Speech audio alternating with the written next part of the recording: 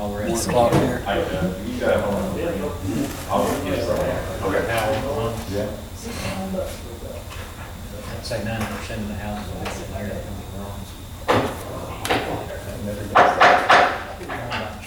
Good evening, everyone, and welcome to this City Council meeting on this Monday, June the 1st, 2020, at approximately 7:05 p.m.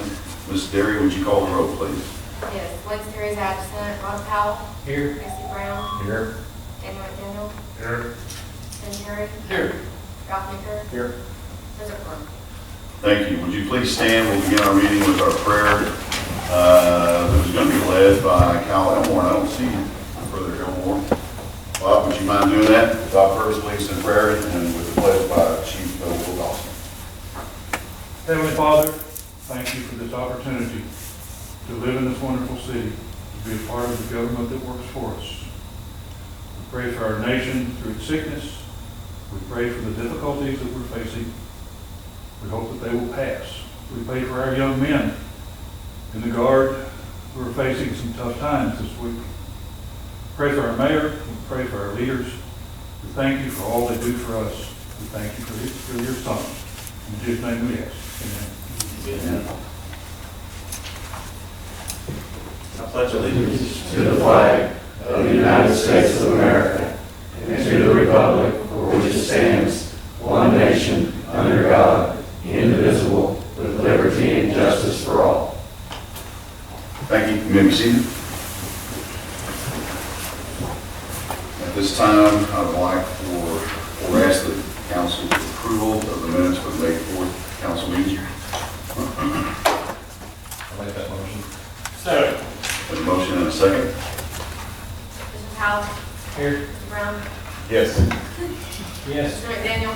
Yes. Ben Terry. Yes. Mr. Meeker. Yes. Unanimous. Thank you. At this time on the agenda is recognitions and acknowledgements, and I would like to recognize and give the opportunity to speak tonight to Mr. Roy Holtz, and he has his wife with him working this evening. They have something to share with us. You guys want to, however you want to do it. Hi, everybody. We have started a local nonprofit. We've been going for about a year now. We are based here in Greenwood, and we fundraise for headstones for people that are unable to afford them. So far, we have not had to turn anybody down, so that's been really great. We raise the funds online and also through sponsors. And then once we've raised the money, Roy does all the hard work and goes and sets the headstones for us. That's about it. The CNW Headstone Foundation stands for Chelsea and William. William was our son who, William was our son that passed away, going on almost 3 years now, 2 years now. It's been too long. And Chelsea is the first baby that we were able to purchase a headstone for. Nobody really knew her family, and so we rallied through the community to find families and find out they were actually some of our neighbors, small town Greenwood. And we partnered with their family and agreed that it would be appropriate to name the organization after both Chelsea and our son William.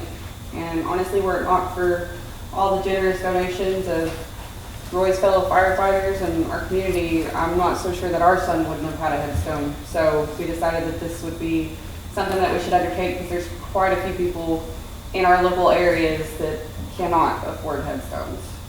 So we've helped over 10 people already and got another 30 on the waiting list. But we just wanted to come out, let the city know, let everybody know that we do exist and we are here. We have a Facebook, CNW Headstone. Just share it. If you can't donate money, just share it, and we can get people to donate. It helps. I mean, you go see the faces of them. It helps. So. And we are an official 501c3 nonprofit. We are registered with the state and federally, so it is tax deductible. That's up. And we just would like to thank you all for your time. Thank you guys very much. We appreciate what you do for the community and those that you're helping reaching out to. So you do, I have a flyer here. It's okay to make copies of this and distribute this when and however we can? Okay. we will do that. We appreciate you very much. Thank you guys.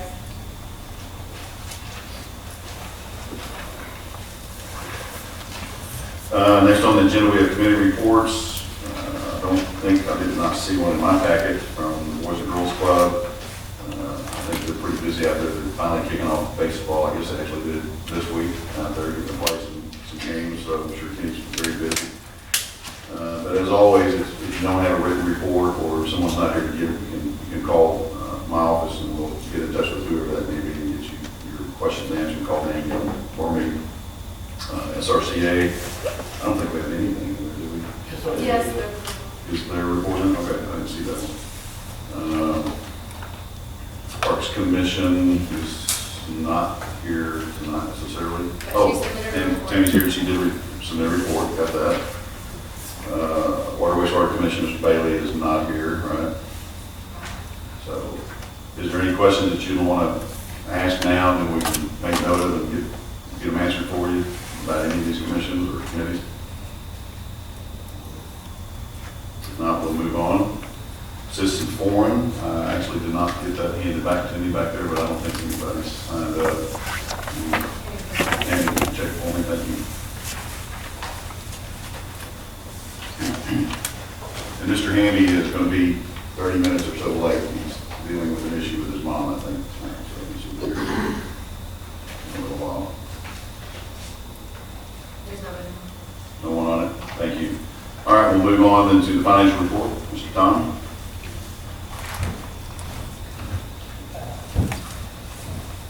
You have in your packet the actual financial report. A couple of things to point out to you as a highlight. May collections for the month of May over the previous year's month of May was up 16.3%. Actually, it increased over 2% or right at 2% from what it was the previous month. Again, that had a lot to do with what we know from the March period of time. There was a little bit of what I call necessity hoarding going on during that period. There was also a lot more people that were ordering online, and the online sales is also bolstering that number. So cumulatively, the city sales and use tax was up 11.2%, same period, 5 months, this over last year's same period. So 11.2%, we have collected already over $1 million. We were at 951 at the same time last year. So both of those have a lot to do with the online sales, people that are not traveling, the stores that are closed in Fort Smith that people couldn't go shop to, that they were specialty shopping online from. I'll get into that in a little bit when I talk about the impact on the on the COVID-19. The county sales tax, however, took a little bit of a decrease as expected. From the period of March, we dropped May this year over May last year, 1.6% drop. That's negative, and that brought our cumulative down from previous 3.9 to 2.8%, which is still a growth, but it is decreasing. And even though there was potentially some hoarding going on or some buying, bulk purchasing, as you want to call it, I expect that county sales tax, given what we're hearing from other cities in the county, to potentially continue to drop. We built that into our projections. I'll show that to you in a little bit. I do want to point out on your statement of revenues and expenditures, I don't have a page number, but it is statement of revenues and expenditures, the last page. It kind of summarizes for you where we are financially as far as a city, and it shows each department's revenue and expenditures. But at the last page, you're going to see the capital expenditures, both for improvements and expenditures for tangible assets. We grew from last month, we were at 14.76% of our budget spent. We're at 17.45. So there was some spending, but it was necessity spending. It was some things that were projects that were already in place, already going. Sorry for my voice. I'm just getting over having my gallbladder removed, so I just want you to know The next page is the statement of cash flows for month or by the month. And you're going to notice that our net increase of cash flow is $419,000.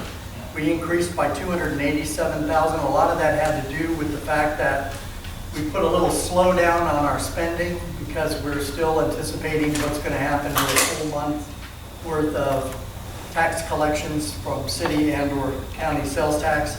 So the orders that were put out or the edict that was given to the departments were mission critical spending, and you're going to see some of that hoarding going on. I just want you to know a lot of that has to do with being cautious because we don't have a contingency fund of any material amount. So this is actually tucking away in case something happens that we need to address immediately if there was some kind of a degradation or shortfall in our revenue stream. One of the primary accounts that we're focusing on is the general fund, and the unrestricted general fund has grown by $428,000 right now. A lot of that reason you're going to see in a few minutes when I go through these slides real quickly, and that has to do with the county sales tax because that affects all of the departments that fall under the general fund. So with that said, I want to first give you again, the external revenue sources. These are our top 15 external revenue sources that we have as a city. As I pointed out when I did this presentation for the Water Sewer Commission, the city sales and use tax impacts Parks, Fire, Street, and Water Sewer to the percentages of quarter, and a 1% year. The bond for the police is the other quarter of the 2%. This is restricted monies. So this money goes for the purpose that the taxpayers told each of those departments what that money is to be spent for. It's usually for capital improvements, capital related projects and improvements. However, the county sales tax, that's monies that you as a city council divvy out to the departments based on a percentage that you think meets their budgetary needs. But all of these city sales and use tax impact departments, all of those come under general. They're all part of the general fund pot. Okay. It's important to know. One of the things that we did see, though, however, is the significant, can't hit that button again. The city of Greenwood city sales and use tax statistics shows a growth or a gap between this blue line, which is where our budget is. That's where we budget, and we budget no growth. We budget flat, versus where our linear budget right now is cumulative. So it is rather significant. That's an 11.2% increase in our cumulative budget. And then you see the actuals, how they go up and down. We took an incredible jolt up versus where we were this time a year ago. This is what we're projecting in the red line as what we feel would happen or potentially could happen as a result of continued business shutdowns, slowing to start back up, high unemployment, and potentially civil unrest. Could have a lot to do with the consumer confidence and the spending ability of the people and citizens of Greenwood. Now, we are somewhat shielded from that based on our demographics and based on what kind of businesses we have in town. A lot of people, when Fort Smith closed up, stayed in Greenwood, and that caused our A&P to stay stable, and you'll see that in a little bit. However, the city sales and use tax is right now a shining star. I don't necessarily think it'll always remain that way. When you look at the top 5 months of this is the actual, this is what we received, that 16.3% brings us to an 11.2% growth. Last year at this time, we only had a 2% growth, and that's because we had no impact from the online sales. This 6% reduction that's being projected now for the rest of the year is not what I anticipate would happen, but it's really where I think the worst case scenario would be that would keep us in our budget. If you'll notice, 6% reduction for the whole year brings us down to a $23,000 barely above budget, but still positive growth in our city sales and use tax. Anything below that 6% would be dipping into our budget and our ability to meet our budgeted financial obligations for capital expenditures. So the 6% there, the reason that number is 6% is that's the worst case scenario. As long as each month we hit more than, less than 6% negative or greater than 0, we're doing much better than what we're projecting, and these numbers will change. That's the projection. We'll know more in June when the June collection comes because it'll be April's numbers. And April is a full month. March was only a half a month. County sales tax is a little different issue. This gap between our budget, linear budget here, and our actual linear collections actually shrunk, and it shrunk by that negative 1.8%. We're anticipating, and most of what's built into this 10% reduction here is what we're hearing from Fort Smith, Barling, Hackett, some of the other cities as far as how they're faring. Fort Smith being the largest contributor to the county sales tax, if they were projecting 50% reduction. So if we feel as though we're going to be impacted by a negative 10% across the board each month for the remainder of the year, with our current collections that we have of 2.8%, we'll actually end the year with about a negative 5% reduction in our city, county sales tax. That means an $83,000 hit to the departments that fall under the general category. That would be, planning would be reduced by, according to the percentages that are currently allocated by the city council, they would lose about $6,000, admin of justice almost $1,000, $41,700 or right at $42,000 coming out of the police department, $23,000 out of fire, parks is about $8,300, and animal control another $3,000. Now that's monies that they budgeted in that we would not have available because the budget includes that money right there. That would be a hit to them. So we have to kind of, that's why we're saying mission critical right now, and spend only to the extent that you need to meet essential needs of the city. Because we don't know exactly what that number is going to be. I'm hoping it's less than 10%. Anything less than 10% gets us to budget neutral. There was a point I was going to make about the fact that that's all coming under general. That's why you saw the increase in the fund balance for the general fund, because we're gearing up for potentially a little more detriment in the projection. I do know that we just recently read an article in Fort Smith that they came in well under their projections. So they didn't hit that projection, that doom and gloom. They actually came in better. They did not provide me any numbers, that they did say it was much better than they anticipated. So I'm kind of hoping that in April, when we get our county sales tax numbers, if we stay in the 2 to 3% range, we're doing really well. As long as we're under 10%, I'm operating under cautious optimism. Okay. One of the other things that I did is I did a representative sample of our A&P.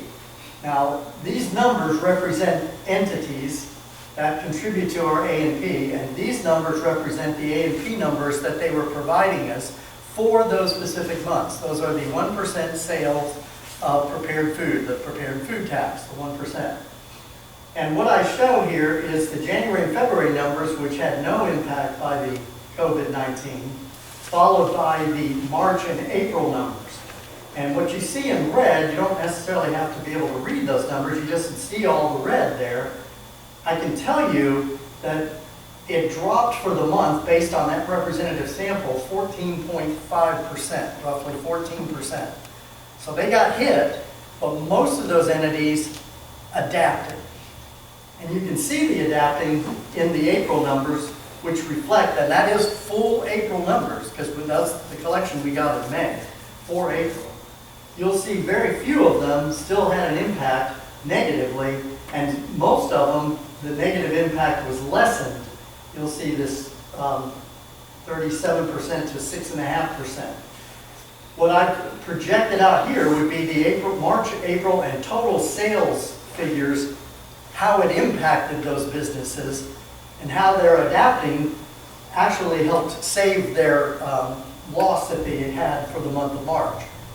So they, in March, collectively, this group collectively, and we did have some businesses that shut down, so they're represented in this figure too. $52,000 loss in actual sales impact month over previous month, or 2 month over previous 2 months. $57,000 is what they gained back in the month of April, and their total right now is right at break even $5,000. So they've recovered their losses in that representative sample. And that's purely just saying that's a 1% number. You divide that by 1% to get the sales that generated that number. So what we're looking at, however, when you look collectively over these 2 month figures, even though they gained back what they lost, we're still at, that representative sample still at a loss of about 6.5%, 6.7% I think it is. No, 6.17%. So they're still taking a hit. So what I'm trying to emphasize is that it still does you good if you support the businesses here, the restaurants here. You're supporting the A&P, which comes back to the community, back to those businesses, draws people into Greenwood. That's what that money's for. So another thing I wanted to point out was, what was our revenues and our expenses doing during the 5 month period? March and April are the period of times that we got into the basic impact of Corona, or the COVID-19 health epidemic. And you'll see in April, the numbers that came in from revenue from April that we collected are generally based on March. And you'll see we were down 5.23%. Now the reason that you can compare 19 and 20 is we budget flat, so the numbers are pretty indicative.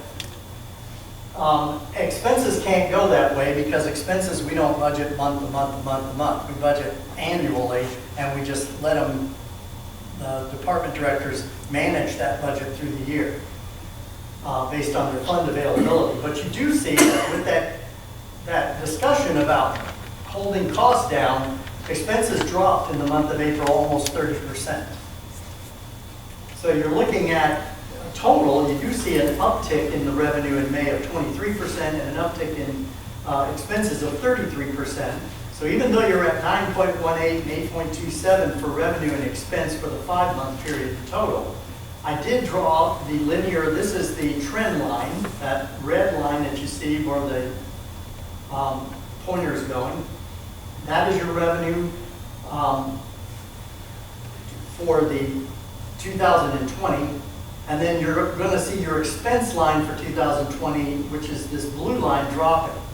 So you do see the gap that the department directors have heeded the advice and are watching their expenses. So the gap there is saying that that's our strategic plan to try to make sure that we can cover the next couple of months until we get a good idea as to where the economy is driving our decisions to how to function by department. The next thing I wanted to show you was the impact of county and city sales tax. That 2.8% and 11.1%, even though county sales tax, you do see the gap here between 2019 and 2020 in sales tax revenue. It's getting closer. And you'll see in the city sales and use tax, it's getting farther apart. So the city sales and use tax and county sales tax right now is the shining star. But what I wanted to show you is, here's all that other revenue that is not generated by city and county. And city and county sales tax is 53% of your revenue stream. That's our budgeted revenues. 53% comes from county and city tax. Permit fees are up 6%. Municipal court distributions down 36%. You have A&P tax revenue up 6.89. Now you just saw I said it was down 6%, but that's because I was giving you actual month. What you have in this number, though, is collections of past months catch-up.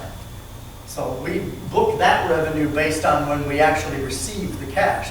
So in January, February, and March, we got a lot of November and December monies coming in. So that's why that's still showing a positive number there. Franchise taxes are down 6.81%. Property tax revenues, which you would expect to drop a little bit year over year in this case, because people are saying, whoa, I can hold off on paying property tax right now till October, because I don't know what I'm going to need right now. So there's a little bit of a decline, and you can see the decline comes right in the April and May months. You'll see right about here, we were over, right in line, and then bam, it drops. State revenues, the general turnbacks and the street turnbacks. General's up 9.3, streets down 6.7. So when you add both together, the state revenue turnbacks are down 1%, mostly in the months of April and May. 196 to 64, 160 to 154, all during the COVID period. So what I was trying to point out with the city sales and use tax and county is if you include city sales and county sales tax, plus all those other revenues that are main revenues for the city, we're up 3.13%. But it's primarily because of the 11.2% city sales and use tax and the 2.8% county sales tax. If you exclude those and just concern yourself with those other revenue sources that I just put up there, the city's down 4% on those revenues. Those revenues are operational revenues to the departments that fall under general. So that's why I'm concerned about the general side of it. I'm not concerned about the restricted monies that come from city sales. I'm concerned with the operational, because the operation monies that are county sales tax and all those other funds and fees, those support salaries. Those support the people that you have employed that are there to patrol the streets, for instance, or to put out a fire and to pay for the volunteers. It also supports the departments for the Parks Department, for instance, and what they do, and the amenities that the city provides. It all comes from the general side. So the pandemic, you're going to see this, the economic impact. The biggest concern is the consumer purchasing habits and the consumer confidence. As more people lose their jobs, more people are going to be skeptical about buying discretionary items. They're going to only stick to what is considered to be essential. The food and shelter, the electric payments, the water, the groceries for their homes, the gas for their cars. They're not going to go out and buy large screen TVs and things that they think is a discretionary disposable. Unless Americans get back to work soon and begin earning a stable source of income to provide food and shelter for themselves, we will begin to see decrease in discretionary spending, which will diminish the city's revenue stream and impact the ability to provide amenities and services to the citizens of Greenwood. Now, those amenities are the nice to have, not need to have. Okay? And we do provide a lot of amenities. Parks is a great example of that. Without any form of unrestricted contingency fund for unseen events, it is recommended, and this is my recommendation to the mayor and the city, that for the remainder of the year, the city operating departments continue to operate with a mission-critical mindset.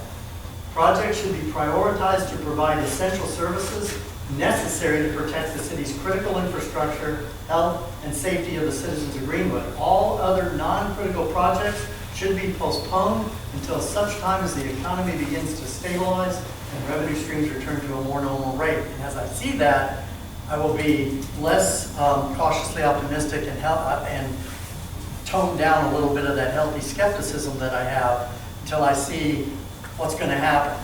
If we hadn't had some of the events that are currently going on in the society today, and we just were dealing with the COVID and we were coming back to life, I would have more healthy optimism than I do now.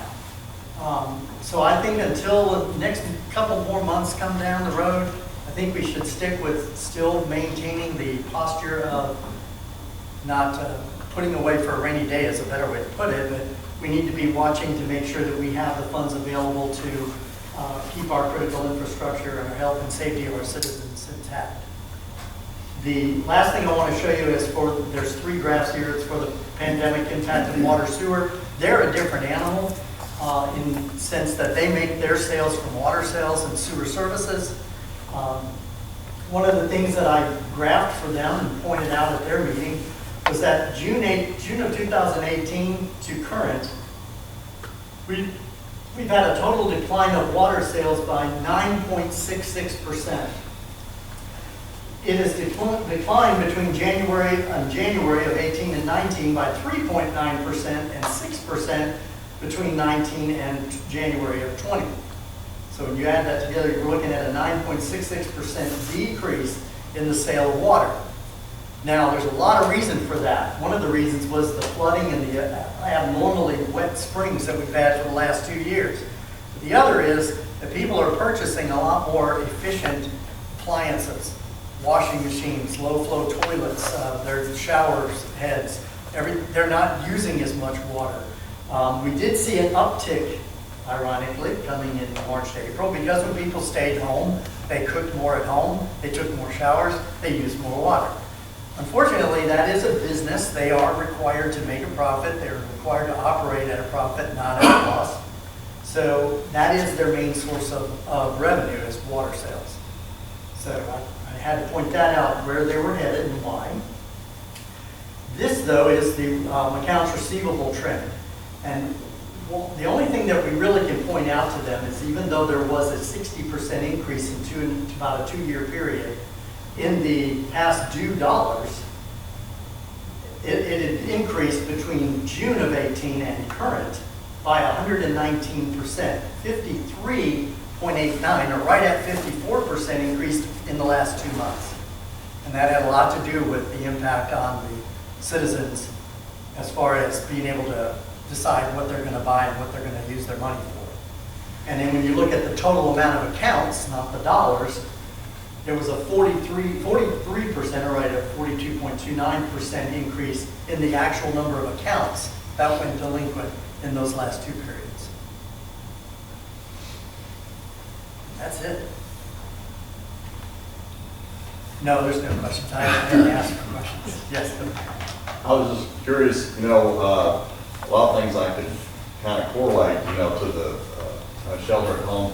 But I was thinking on the franchise fees, it seems like, more people stay at home and they'd be using more electricity and more, cable and all that other stuff. So I was wondering why, do you think the franchise fees are down? Okay, that's going to be purely speculative, but I'm going to tell you that franchise fees have been dropping for the last 2 years. There's 2 main reasons for that. Cox was one, and there was one other small, I forget the company. I listed out the 5 that we generate franchise taxes for. The electric companies are not an issue. As a matter of fact, they're generating a lot of franchise fees back to the city. However, the Cox Cable and one other one similar to that, I don't know what it was off the top of my head. Do you remember anybody? But there were 2 that primarily drive that decline. Like CenturyTel? CenturyTel, that was it. Yes. And that's purely speculative. That was my question. It was centered around franchise fees. I was thinking, if they're dropping, people may be choosing not to pay their bills, their electric bill, gas bill, whatever. I was just wondering if it was related to that. Unless everybody is getting more efficient and using less, they're starting to not pay their bills, which our accounts receivable are up in water and sewer. So you wonder if those 2 are going to increase. Franchise taxes will decrease, and our accounts receivable and water and sewer will increase because people are not paying their utility bills. Bob, do you have something?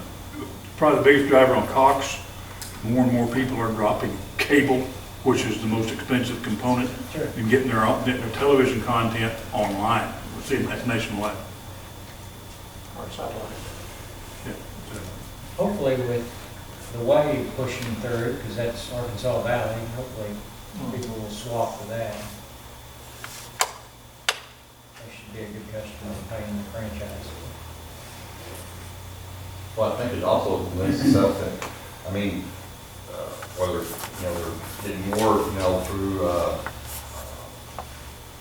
wireless, and there's not really we get the franchise fees really from the pole contracts and stuff, right? And that's really the source of the franchise fee. We're saying, oh, driving on our streets and everything like that, you know. But I would still say that there's probably some argument to that they're still coming around our streets checking their towers and stuff, you know. I don't know if there's something that needs to be addressed about that as far as wireless. Well, Tom may have hit it, you know, with Cox, a lot of people are dropping Cox, because there's a generation like my kids which get free data.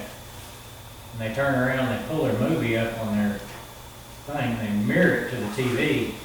There is no franchise fees that's coming into Greenwood where there was when there was Cox.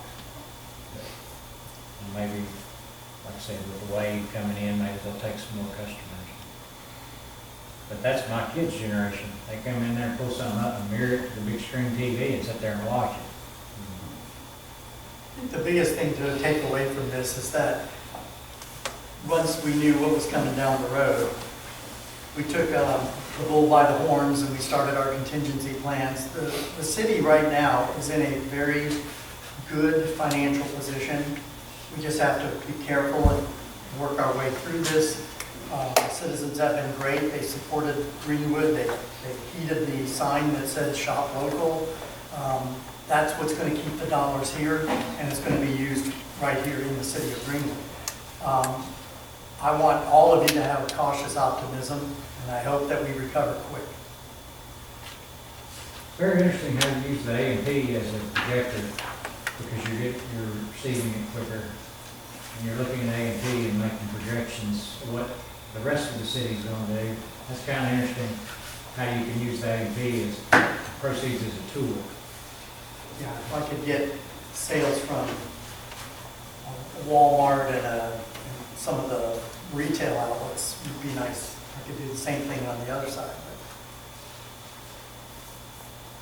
Any other? Anything else for Mr. Tom? Tom went over this with me this morning, as he always does the day of the council meeting, and then we visit other times, obviously, during the week too. And I told him, after looking at it, I said, if you could get a little bit more detail next time, that'd be great. That was healthy sarcasm instead of healthy. But if you need a dose of healthy skepticism, you can visit Tom's office anytime. And I used to think that was a bad thing, but it's not. It's a good thing to kind of keep us on track. And the department heads are well aware of what he just explained to you, and he explained it to the department heads, and they're doing a good job of managing their funds for sure and keeping things going. So, thank you, sir. Appreciate that report. Thank you. I can see now. Mr. Hamby has joined us. I see you, sir. Thank you. Daughter being right. Mom, okay? You all right? My sister's taking care of Okay. Okay. Agenda additions, drum roll, small drum roll, there are none. You're welcome. We'll move on. We are going to get right into to the business at hand then. Old business, first on the list is planning department, Mr. Bell. Mayor, Council, Mr. Terry. After the meeting that we had last week, I had a call from the gentleman that owns the property that is in question here, and his builder, and they questioned me and wanted to know why we are doing this on a three-month reading. And I told them it was because of the emergency clause attached to it. They asked me to go back and do some research on it, which I did. And I found that since the year 2000, we've had 11 requests for annexation from citizens in Greenwood wanting to come into Greenwood. And out of those 11, all 11 of them had emergency clauses. This included one resident that was built without a permit against the wishes of the building department and with zero inspections. But it was brought into the city under emergency clause and passed unanimously. So I told them that this month that I would ask the council if they would put this on for the second and third reading. And so that's what I'm asking tonight.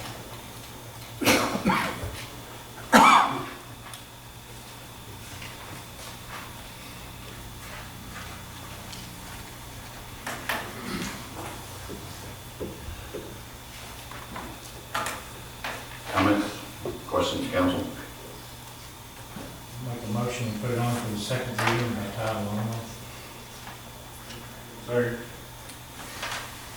Motion and a second. Mr. Powell? Yes. Mr. Brown? Yes. Mr. Daniel? Yes. Mr. Terry? No. Mr. Baker?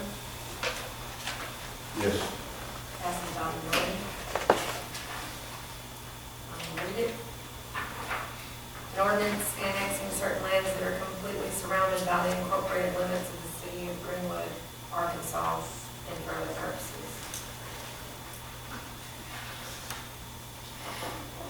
Thank you. Next item, Mr. Bell. Pardon me. Next item.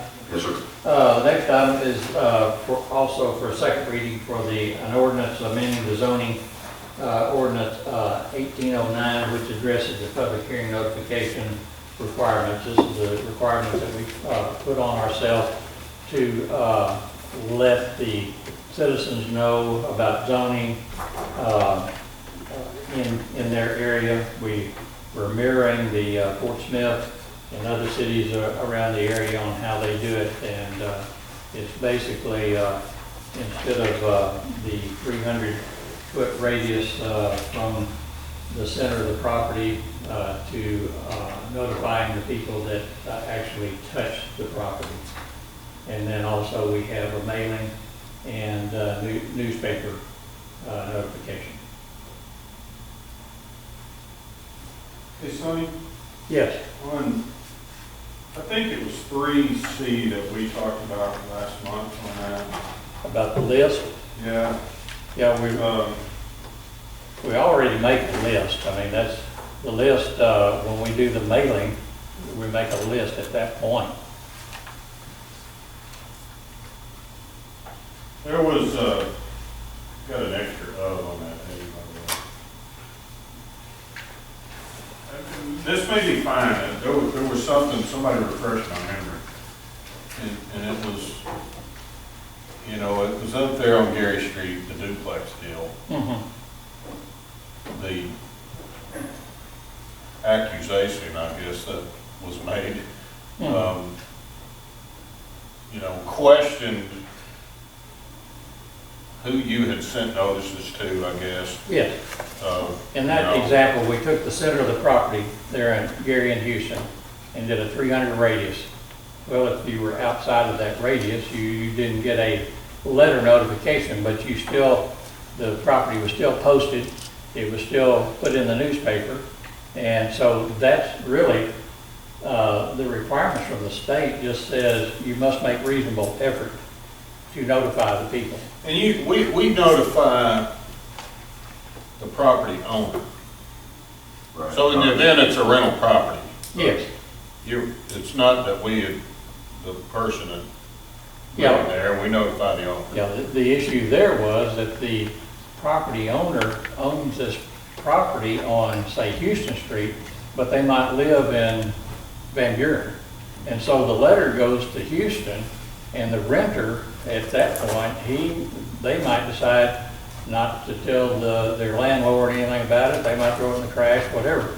That's why we use the Plan B, which is the posting, and Plan C is the newspaper article.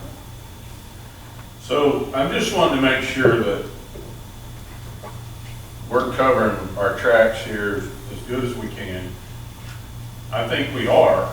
I mean, you're gonna notify property owners, and we're gonna have this list. Here's this list. Yeah. If that person shows back up and says, well, you didn't tell anybody that this happened, we ought to be able to produce a list and say, this is who we mailed the letter. And we did on the property there on Houston and Gary. I had the list of everybody that it was sent to. And then I assume we'll say these, well, I guess you don't know if they got the letter or The not. one person, well, you know, they can always say that, but the one person that was complaining was outside of that 300-foot radius. And what brings us on, and you might remember, you know, in Fort Smith in the last 6-8 months, there was a Casey's that was supposed to be built on the corner of Rogers and, what was it? Albert Pike. And so they did the 300-foot radius from the center of the property. Well, that property is huge. So it basically, They didn't notify anybody except for the owner of the property that was already wanting to be rezoned. And so they took that to court, and the court says you can't do that. You need to notify the people that are touching the property. And so that's why we decided to mirror that judge's recommendation, and Fort Smith has also, and so that's what you see in front of. Okay, with that in mind, should we say immediately adjacent property owners or within 300 feet or some number?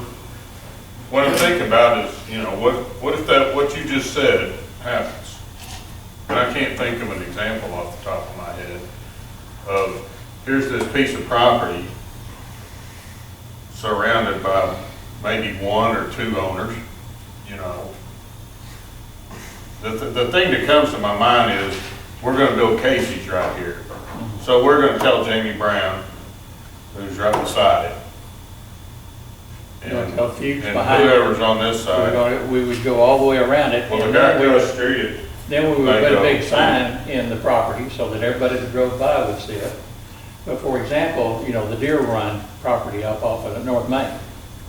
If we used what we have now, and I went to the center of that 25 acres and did a 300-foot radius, nobody would get notified. Right. I guess, but, all right, what if it was more, like, I guess, in town, and you just did, this one house was wanting to say, oh, I want to convert mine from a R1 to a R3 or whatever, and you just be notifying just the immediate property owners on just each side of that property, right? You wouldn't Well, all the way around. Anything that touched the property and across the street, in other words. I mean, just because there's a street there, we would notify the people across the street. But then there would be the big sign in their front yard, and, you know, the person that complained about the property on Houston and Gary, that's how she knew about it, was the sign. But she was complaining that she saw the sign and she saw it in the paper, but she didn't get a letter. Does the person across the street, does that count as adjacent? I do. I mean, I count it because, I mean, they're affected as much as anybody. We would say the church over there is adjacent to Yeah. this. Yeah, that's church property over there. You know, if we were rezoning this, I would notify First National Bank, I would notify the church, the post office, the street department, and Comer. And so, again, when you say you notify the owners, you know, you said, I guess you said sometimes though it just goes to the rental house address as opposed to the. It depends on what's on the county records, and if that's all I've got, that's all I can go by. Okay. You know, and in a lot of cases, that's all it is. I'm working with a house up on Lincoln right now that for tall grass. Well, I go on the county records, and it shows the house and the owner at that property. Well, there's nobody that lives there. And so for me to send them a letter is not going to do any good. Well, I eventually found that they moved to the bank and I tracked them down, but that's what I run into on county records is that I can only go by what's on there. If somebody, for example, in code enforcement, if somebody leaves just abandons property, and all of a sudden their grass is growing up every day in this weather, and I get a complaint and I go out there, well, nobody lives there, and if I send them a letter to that address, it's going to come back to me, and the finance company hadn't taken over the property yet. It might be 6 months before they go through all their processes of, you know, sending them letters. They might not know that they've gone, you know, they just know they're behind on their payments or whatever. So I have to go by what's on the county records, and sometimes that's real easy to do, and sometimes it's real hard. Okay, I need clarification. Okay? We got 3C A. All right. The list shall contain the following information. What is the list? I'm assuming that C is saying the planning department is going to develop a list of adjacent property owners. Yes, I do that. And then A is referring to the list. You follow what I'm saying here? It took me a second to process that. You talking about it doesn't really define what the list is in the previous. C needs to say, I guess, notification by mail, you know, the responsibility of the city Greenwood Planning Department to identify property owners. You know, I think we need to say something there, that we're gonna identify and list, create a list of these property owners. So then A, the list, will contain blah, blah, blah.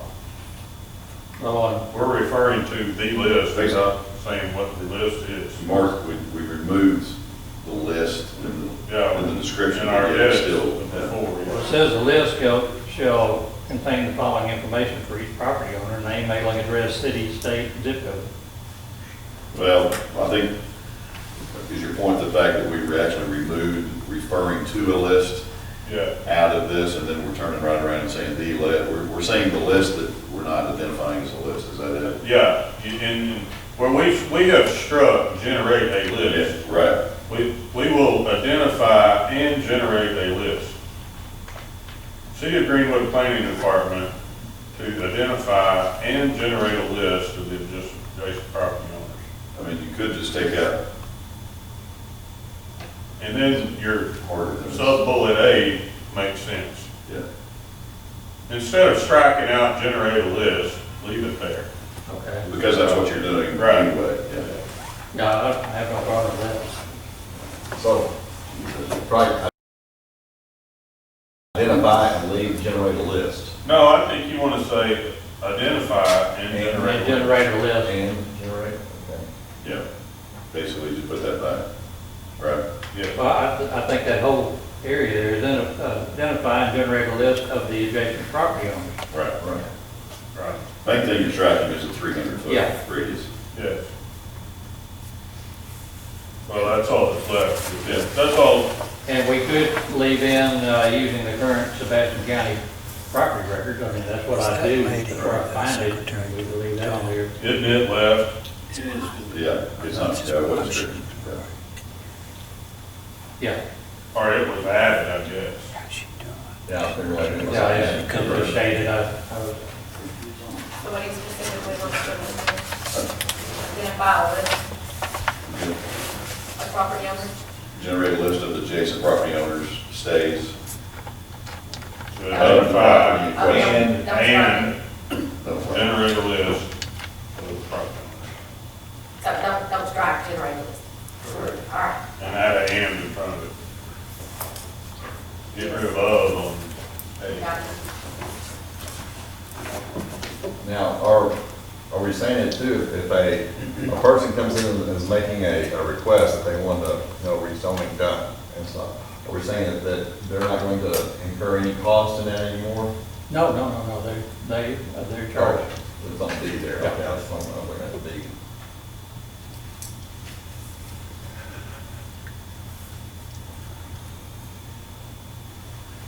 And I was just wondering, is that fee a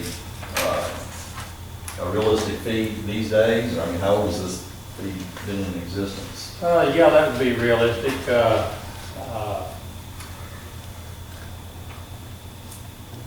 I think that would be good, is a good number. Do we have an idea of an average cost of a notice such as this? Classified? It depends on how How long? long the Yeah. article The is. description?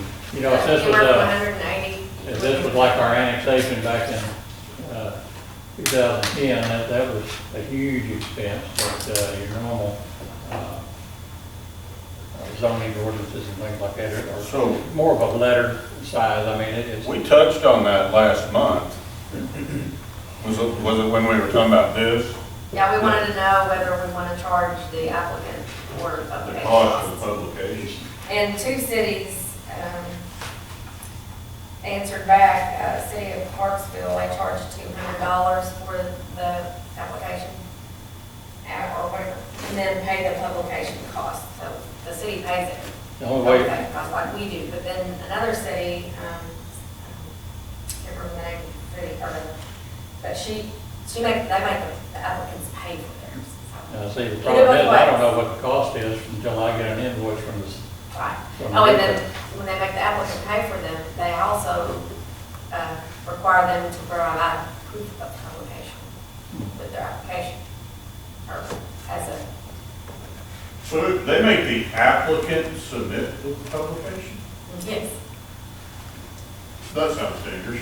Mhm. I would like to see a fee, that you pay a fee, whether that's $100 or whatever that fee is, I don't know, but the fee plus the cost of publication to be billed by the city. I mean, once we know, you're not gonna know the cost of publication until you publish it. Then you find out what that is, and then you're gonna call Rod and say, you owe me $212 for Fee is what you're referring to, right? Right. It just, the question is it enough, I think. No, I think, It's I think normally- he's saying I would add a fee 50. plus the cost of publication. It's normally not real long, it's usually pretty average. I'd sure rather do it on the front end instead of trying to chase But I them think down that's- afterwards and bill them. That's why Clarksville charges 200, because it's usually about 180. No, I'd And rather that do covers that it than usually. than try to chase them down and. Well, but would you have a publication that costs $600? Not usually, because these are just an announcement, it's about the same every time, isn't it? You Yeah. don't- Do you put the property description in the publication? Normally it consists of, like I said, a letter type form with parcel number and you know, what the request is for. It doesn't require, So what would be the average cost of publication? I would say $100, It's about 180, I think. 180. Yeah, I can go look real quick. So in my mind, we need to recover that $100, 180. the cost of processing, our time, and some level of profit to cover the guy that costs 400 every once in a while, Right. right? Sonny, did you say the description of the property in detail, like a northwest corner of yada, yada, yada, that detailed, or?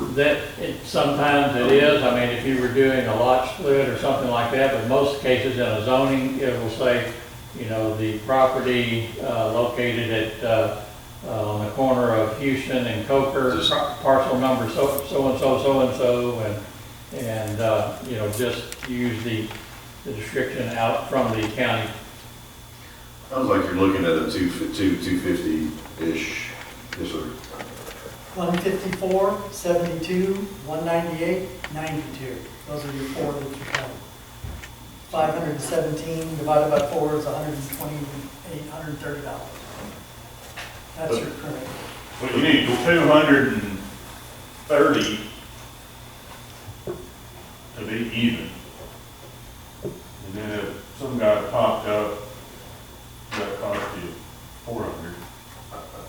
If they all cost you $70 all year long, then you did good that year. I think for 180 is a pretty good number. Of course. The latest ones are about 150 and 198. But there again, you're looking at that's to put the publication in the paper. And then it says, you know, you're looking to try to cover the cost of Sunny or, you know, going to the, Postage and labor. to the Sebastian County or whatever, searching for the records. I don't know I if did that on you the have computer. a computer. And there's all the postage of sending out all the. So if you said 200, done. Oh, That's why Clarksville, I guess, does 200, they said it usually covers everything. We charge currently, what, 50? For the application? I think so. But like I said, please, let's do this on the front end instead of, Sure. So So let's increase that to $200. Right. Because I feel like most of these are going to be done from either like saying a Casey's or an individual saying, I want to convert a residential to a some type of rental property. So I mean, there's going to be a profit motive in there, for that person. So I think $200 is not going to be that. Yeah, I'm not gonna run them out. If y'all feel like 200 covers it, I'm fine with that. Change that to 200. I don't want to lose money over it. Yes. We should not lose money over it. All right, let's change that to 200. A 210. 2penny. Bring Mr. Luker up. All right. So, any more discussion? Make a motion that we do this for a second reading with the changes that you mentioned. I second it. By title only? Pardon me? By title only? By title only? Motion and a second. Mr. Powell? Yes. Brown? Yes. McDaniel? Yes. Terry? Yes. Luker? Yes. Unanimous. An ordinance amending zoning ordinance number 18-09 addressing public hearing notification requirements, declaring an emergency and further. Thank you. Next item on the agenda is cities or our essential resolution. We were notified by Arkansas Municipal League. You have a copy of that resolution in your packet. Basically, just kind of, I think it's more than just put on file, I guess, with the Municipal League, but just to say officially what COVID-19 has done or will do to the city of Greenwood and how we are reacting to such. About midway through the resolution, it asked for a description of how the city has been impacted or responded to the emergency or made budgetary sacrifices. Tom and I got together today, and if you like this, I'm taking full credit. Tom wrote it. We would insert, whereas the city of Greenwood has responded to the health emergency by reviewing the operational budgets for all departments, prioritizing mission-critical expenses to position the city to be able to provide uninterrupted essential services necessary to protect the city's critical infrastructure, health, and safety for the citizens of Greenwood. Non-critical projects have been postponed until such time as the economic impact of the health emergency stabilizes and the revenue streams return to a more normal rate. That's what we are suggesting to put in insert about midway through your resolution. And the league is giving the same thing to all the communities. Correct. I'll make a motion that we adopt this, inserting Greenwood in place of American cities. And what, With the insertion of this. Where's American Cities? The very first word. Yeah. Okay, well, they didn't ask me to do that. They had a specific place Yeah, to actually, put Greenwood in. yeah. So it was like a form. It's, I've changed it where they said to. they're basically, because they're just saying these are, I amend this to insert Greenwood where the line is in the form, okay, adopting What this. you read? what I read. Okay, my highlighted portion. Second. Okay. Motion and second.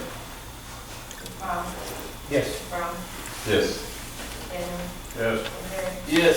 Mr. Luker. Yes. So you did like it, so I take credit. Sorry, Tom. No problem. Good writing, Mayor. You know who wrote it, it's pretty I obvious. wonder what the villages are. I'm not sure. They have people. It takes a village. Tim, they have people. They have people, yes. Okay, I got that. Yeah, I thought it was Golden Ones. Hot Springs Village, I'll bring those. Cherokee Village. Cherokee Village. And I don't know if I mentioned, I don't think I mentioned this last council meeting, because I think it happened since then, or after that. I was privileged to be on a conference call with Congressman Womack, listening in, or several mayors were invited, and Greenwood was one of them, and by Arkansas Municipal League, and when I explained to them our situation and our standing, if you will, we started on a high note, and not, so we're not, anyway, I did do that, but I know it's hard to believe that I didn't speak up, because I almost felt guilty about being on the line, because I was listening to towns that rely heavily on their tourism, and it was pretty sad to say the very least. So, but it was a good lesson to, and heard some interesting things and some dire strait situations that some of these communities are in due to this. So we're very fortunate, as I said before. I think I did say this, that right now we're kind of fortunate not to have some of those things that we all wish we had someday, hotels and things like that. So we don't have to worry about them being in trouble. And we also, we as in Tom and I, or Tom filled out and I visited with him while he was filling out the form to, Congressman Womack. I was reached by his new assistant, or his new liaison, if you will, to the cities, and we turned in a report specifically to Greenwood, to Congressman Womack. He's kind of putting a, I'm not sure what he's doing with it, but he's informing himself on how things are going in the state of Arkansas, so they'll know what to do. It is time in the agenda for department reports and questions from council. I think Tim was not here, but he left. Greg Cross, by the way, is dealing with a situation of his profession across the road. I think we had a pump station go down just moments, an hour or so ago, so he's over there working on that or looking into it. So the others are here. If you have any questions or comments from the department heads that are here, and if they're not here, we can give a question to them. Dennis, chief, two chiefs, Sonny, Tammy's back there. And is the fire chief, were you in charge of the tornado sirens? I want to thank you for getting on and getting everything repaired quickly. I can blame the next one if they ever get tested. Police chief, thank you, police chief. A lot of chiefs. Yeah, ours, I think the one that I can hear, which sounds like in my bedroom, went off more because the ones over there weren't going off. Again, I don't know if that's really what happened or not, but they were. I do have a question about sirens, though. I don't know if anybody lives over in Greenwood across from the golf course, but some of those folks, they can never hear sirens. Even when they're working and functioning. When they're functioning. Hold on just a minute. We heard them the second time. After they fixed them, we heard them the first time they blew. And you're over there? My mother's on like Ware and Cherry Bark, I guess, and she doesn't really ever hear them, but she's about half deaf. Jeff Bolden used to complain to me quite often. I told him he just wasn't tall enough to hear it, but that's just, I'm sorry, I had to do that. I agree with that. Second. I think they're better now than they were. Even last year, wasn't it, Chief, there was some issues? I just didn't know if there was one over there that's. What, like Deerwood, well, it makes me wonder, like Deerwood, can they hear them? There's one right out there in the middle. There is sirens out there. There's one right on the corner of Deerwood and Pond Trail, I think. I've never really paid attention to see if there's one in there. One could get all the Creekwood, Ridgecrest, Eastgate, and there we could put one out there in the middle and get everybody on it. So I guess there's one out there, I don't know. I understand this is an aging system. Yeah. We need a new one, but hopefully we'll find a grant and not have to pay for it. Did we not apply last year for something? I thought we did. We just didn't get it. Okay. Anything else from the department heads? Yes, sir. Oh, I thought you.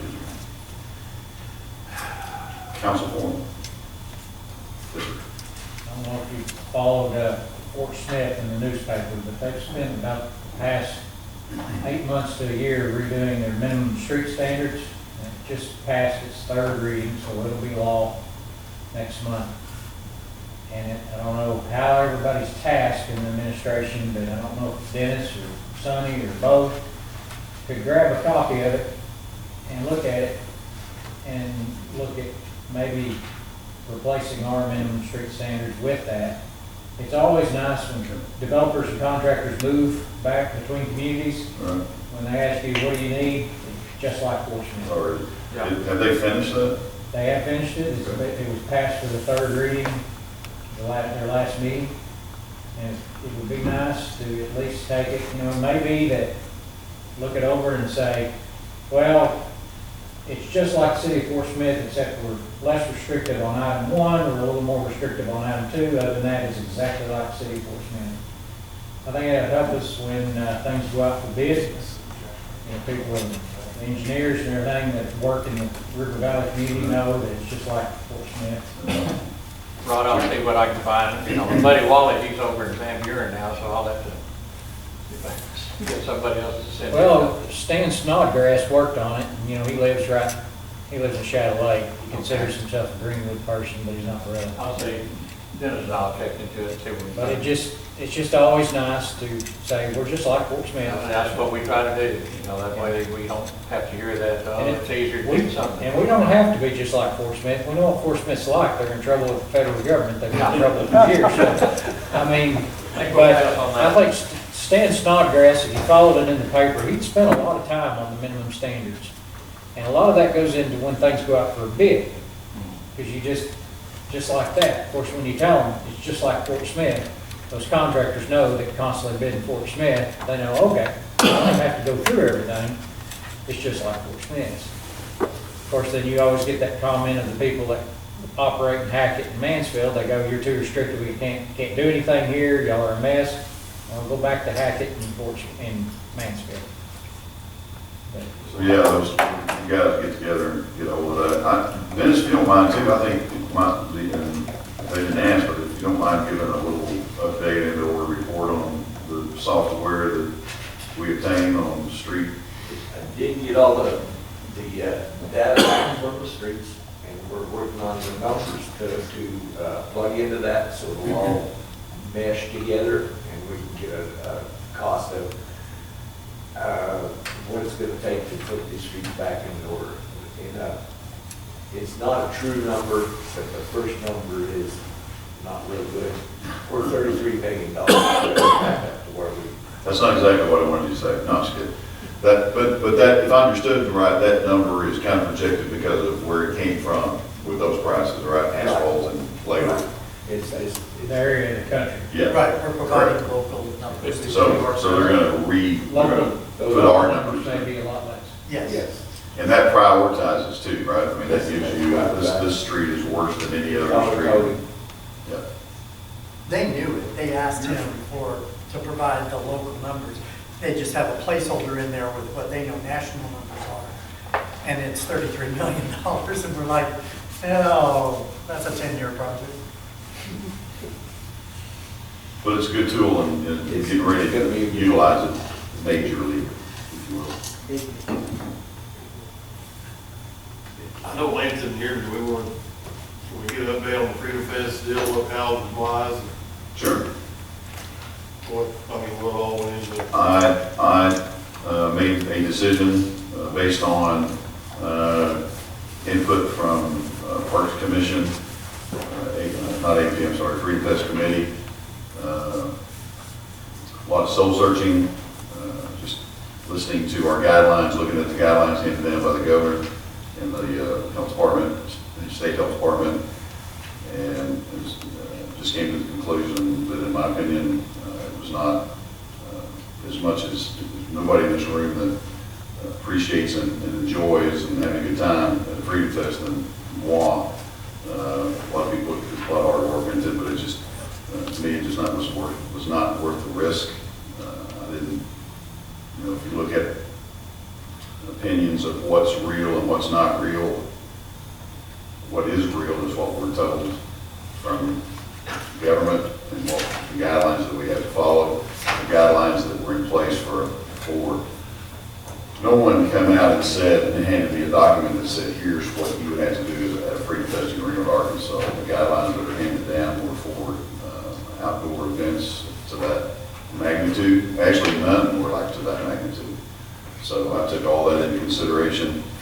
Again, visiting with those two groups, and just decided that it was not the year to do it, not to risk health and wealth, or not wealth, but health, not only our own citizens, but citizens that are coming in. This event, as you all know, we all love to guesstimate, but I think it's easy to say anywhere from 2,000, 5,000, maybe 10,000 people in the city of Greenwood on one day, to think or to figure out how to ensure people were social distancing in that type of atmosphere, to me just seemed impossible. And there's no way of doing it correctly, policing it, enforcing it, all of those things. We started looking at piecemealing it.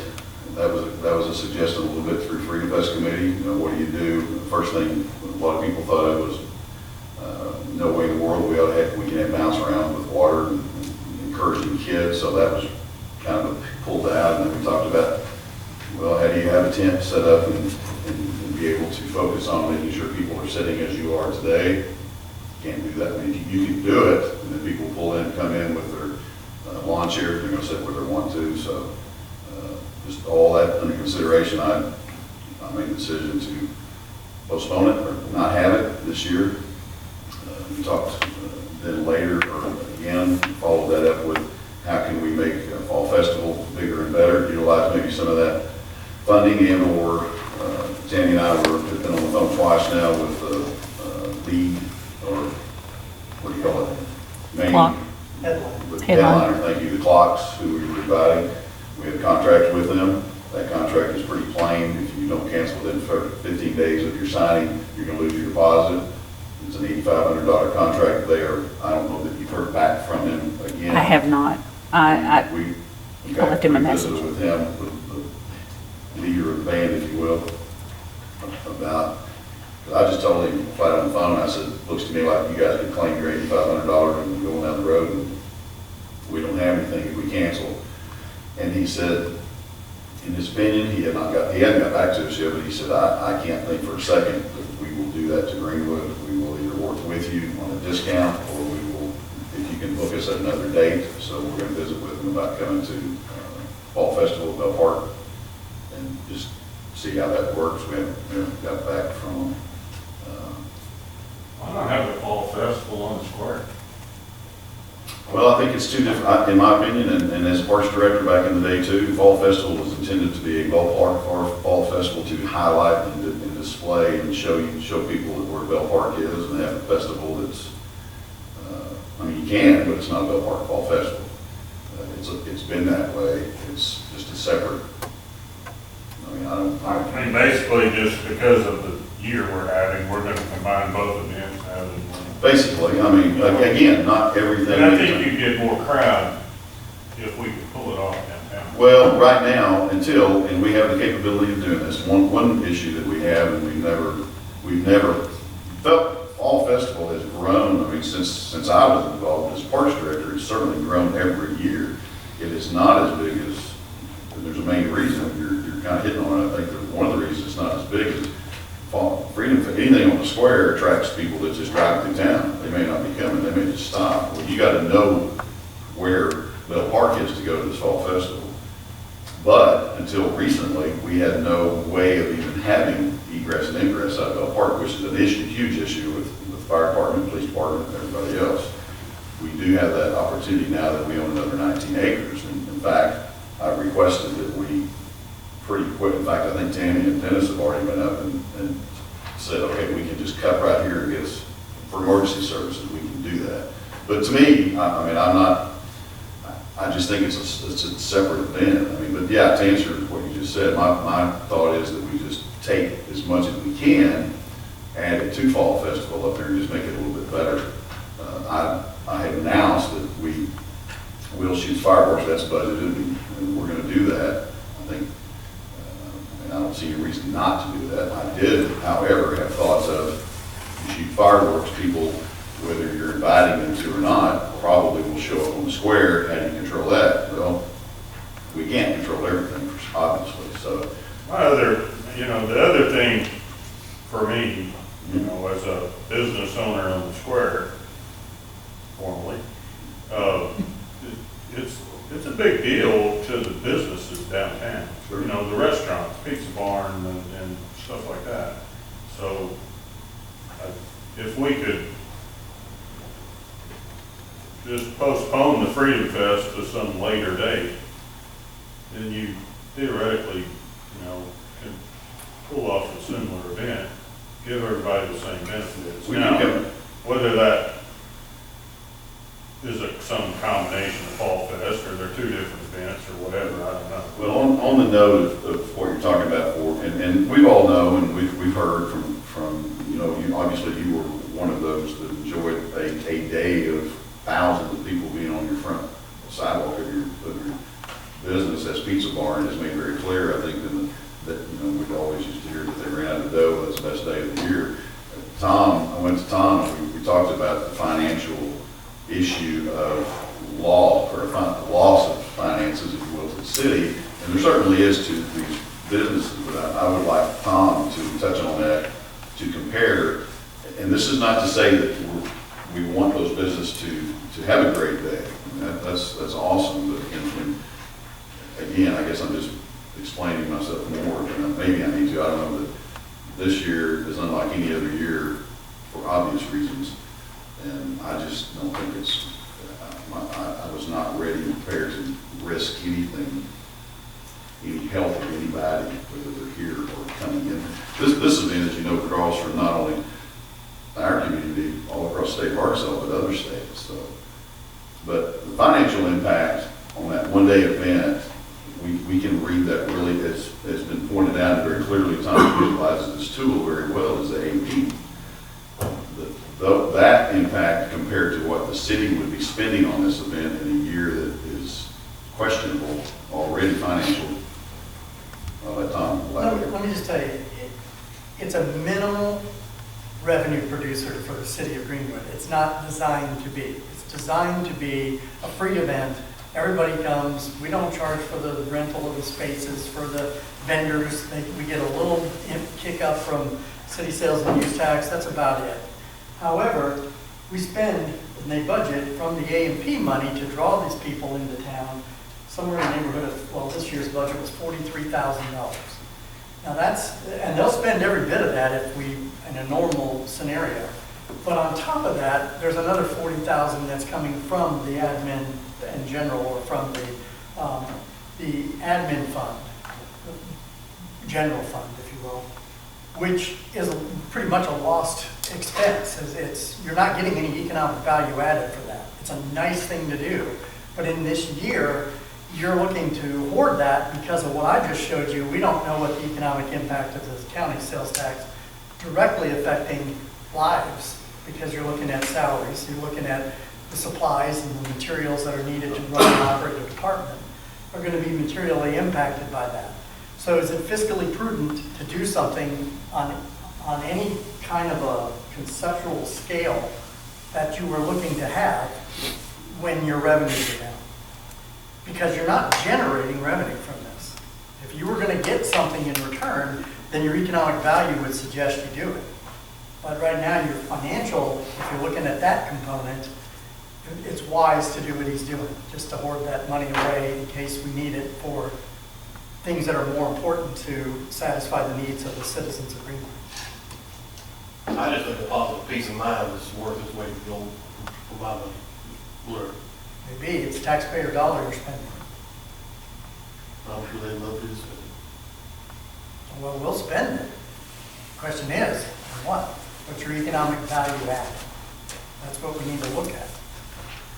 I mean, if that's,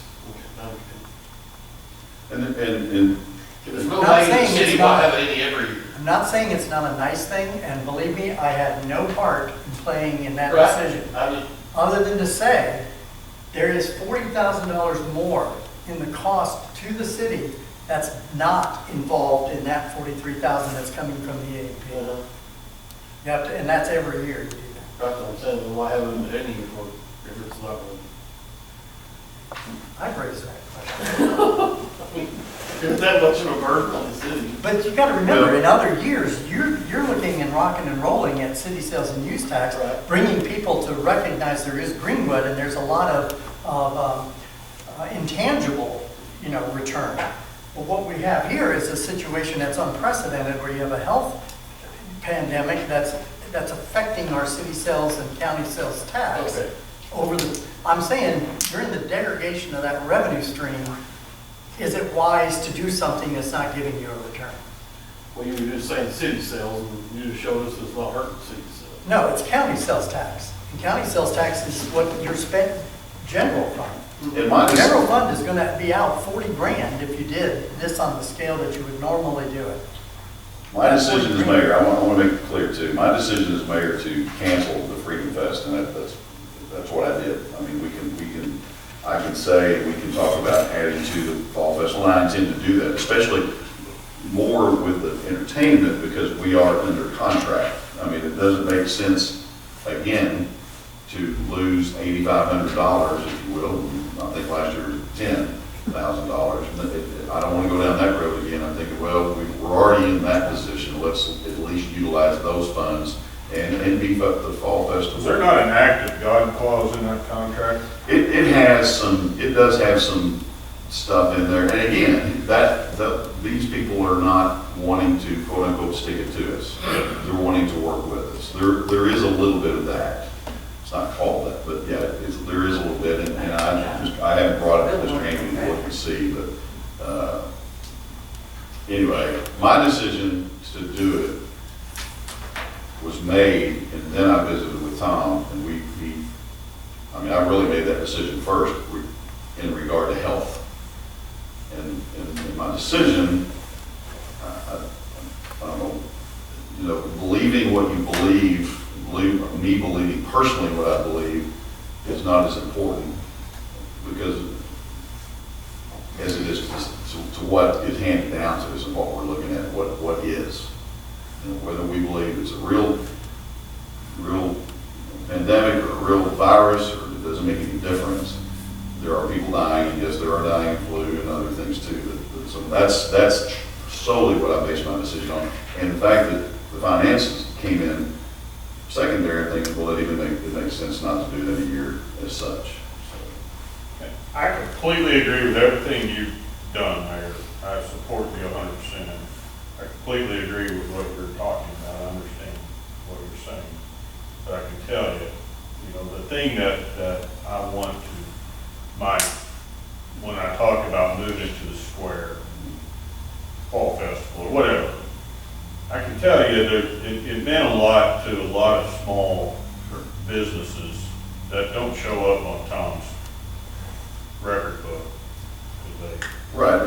Your business, for instance, is not an A&P. Yeah. Well, cash transactions don't always show up on Tom's paperwork. I mean, there's people selling jelly and I understand. And other things that, I mean, it's just a big deal to a lot of people. In a normal year, we go back to having two major events. One is downtown, where it benefits everybody downtown. Second is up in a park that highlights our crown jewel, if you will. The park system has been called, and it's kind of the best of both worlds. Now, I will say on the issue of the fireworks, going forward with the fireworks, I did visit with Chief first. He's not excited about the idea, but because back to people viewing fireworks typically from downtown, and we can't stop that, or probably wouldn't stop that. I did say on the video that I put out, what a great year to stay in your yard and view the fireworks from your backyard or front yard, wherever you may be, not encouraging them to come downtown. We're not going to be able to stop that, but I am pondering where else in Greenwood, Arkansas, could we shoot fireworks from that would allow people not to think they have to come downtown to view. And the first thing that comes to mind, as we discussed in previous years, is Bell Park, shooting them from there, not viewing them from there, because then again, you're inviting people from the park. So I called, I went ahead and called our fireworks guy and talked to him a little bit about it. I think we'll probably go up there and look. Now, I don't know, we all assume, or I've always assumed, everybody in Greenwood could see it if we shot from Bell Park, because it's much higher than anywhere else. I don't know if that's true. I'm literally going to ask I don't know if he'll do this, but if he would come down and maybe shoot a sample off, and station people all over town and say, did you see it or did you not? I just want to be able, if it is possible to afford more viewers to be able to stay where they are and view the fireworks without complicating. You have to be able to see it I think you have to. For most places, I think you would. I can't imagine it not being better than, and I'm not saying we couldn't go, that's okay, what we normally do it. That's something we're, now, the issue that the chief brought to my attention that I had known from the past, previous years of discussing it, what if, heaven forbid, there is a fire that begins and starts from these fireworks down off of Bell Park in an area that the fire department cannot get to easily to address a fire in the woods or something. So that comes into play. The gentleman's going to come to town probably this week or next week or early next week. Go up there. One, they have to approve where there's, I mean, you can't just shoot it anywhere. Obviously, the soccer field, in my mind, is the most appropriate, plenty of area. You know, if you go to the very top of the park, I don't know if there's enough. Does anybody, are you familiar, Chief, how far empty space they have? I can't remember exactly. Anyway, it has to be not just like on the promenade, or, yeah, you can't just shoot it from the promenade sidewalk, if you will. That would be ideal, because then surely everybody can see it. So we're looking into that a little bit. I don't know if that'll go anywhere. To me, that was just a little. Also depends how dry. Right, absolutely. I mean, if it rained out for you, we wouldn't worry about it at all. But if it's dry, it's 2 weeks, then that's something to consider. So that's just the side issue, something we're kind of looking at. Did that answer or help?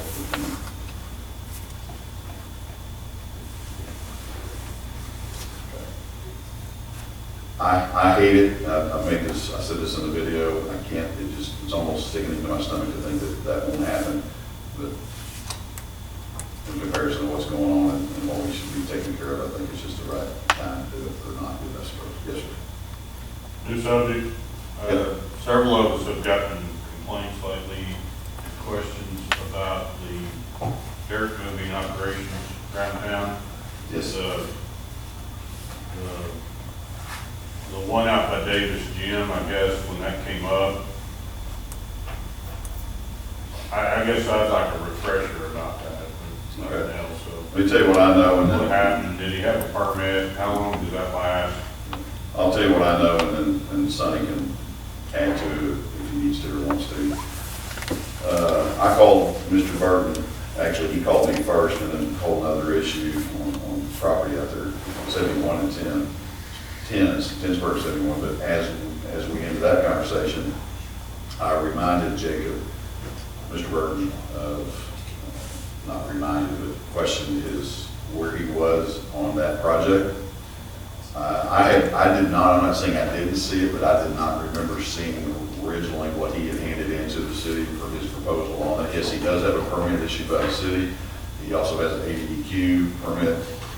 I haven't seen that, but that's how I understand it. So I went to Sonny's office, Mr. Bell's office today. And anyway, the conversation with Mr. Burton was me saying, we're getting complaints. I need you to know that. I need to visit with you about where you are in the process. I didn't remember a timeline that either we had issued or even, of course, I've never seen the ADQ permit. So he did not have a real answer for me other than, I understand what you're saying. I said, to me, what I see from the road, I don't see the terracing that what was described to me was going to happen. And you just keep digging, and I understand it's your property, but we're getting complaints and we need to know.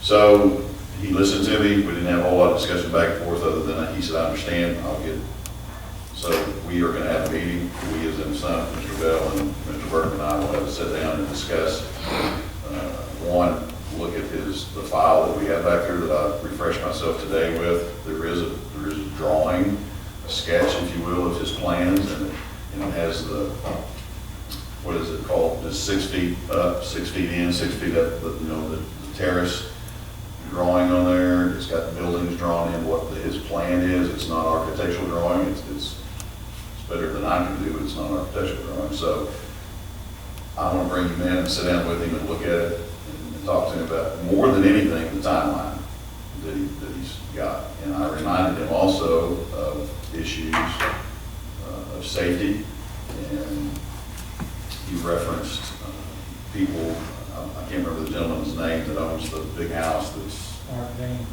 Pardon? Mark Dean. Yes. He has children that hunt and fish and whatever up there, and they've all been born. I said, that's good, but that anybody else can, even though they would be trespassing, I suppose, it's still a safety issue, I think, for everybody. So he understood that I was serious, and I need to get some questions answered and get a timeline. So he's going to come in next week. We haven't set a date, but I said soon. So we required a bond, right? When somebody starts digging like that, we require a bond. know that we did on this one. I don't know the answer to that. I would just be making something up if I said every time we issued a excavating, and it's not really, what is that permit, Sonny? It's, erosion and. Erosion and something. Yeah. I thought he started without a permit, is that right? He did. And so we said, hold it, stop, Right. get a permit, get a bond, it's like, because that's our ordinance or whatever, right? It requires a bond. Yeah, I didn't even say I didn't know. If we have that bond, that's required, isn't there a date to that or a timeline to that bond? I didn't put eyes on a bond today. I'm not trying to get at something. I'm We'll not sure. find out more about it and after our meeting and report back to you next month. Back when we went through our fiasco with Gold Creek, Right. we made a decision as a council that all bonds be looked at by the city attorney when Steve Tedford popped up and said, well, I really never saw it, and then it just did never exist. It was required, but he never saw it. So as a council, we made a decision that all bonds would be glanced at by the city attorney to make sure they were real, and at least to make sure we actually had it in our hands. People are complaining and they're gonna come back and if we say, oh. Exactly. Daniel's talking That's what I about, told them. We have to know. We can't answer questions without knowing. Daniel's talking about that hillside, but my neighbors are real concerned about where he went on Mr. Jones's property, cut and drained that pond. And now there's mud that's coming out, washing into the drainage, which is city easement, filling in the city easement. But last time it rained, it overtopped the road. So now you got neighbors on the other side with water sheeting across the property.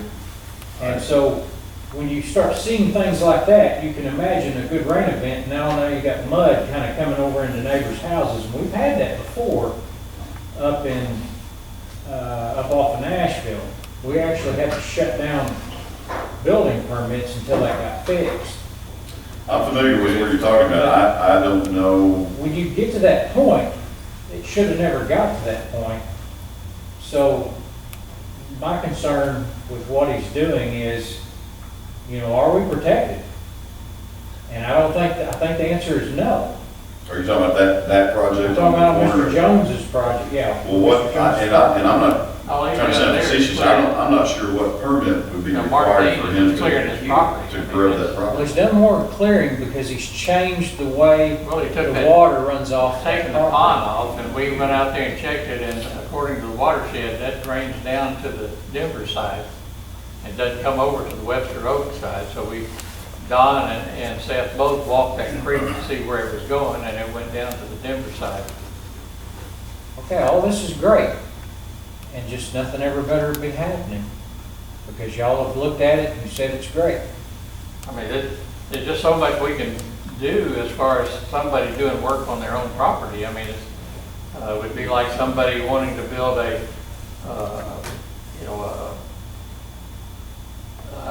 raised up area in your backyard, and that's your property. You're able to do that, and if Mr. Dean wants to clear off that property and take that pond out, I mean, he has every right to do that.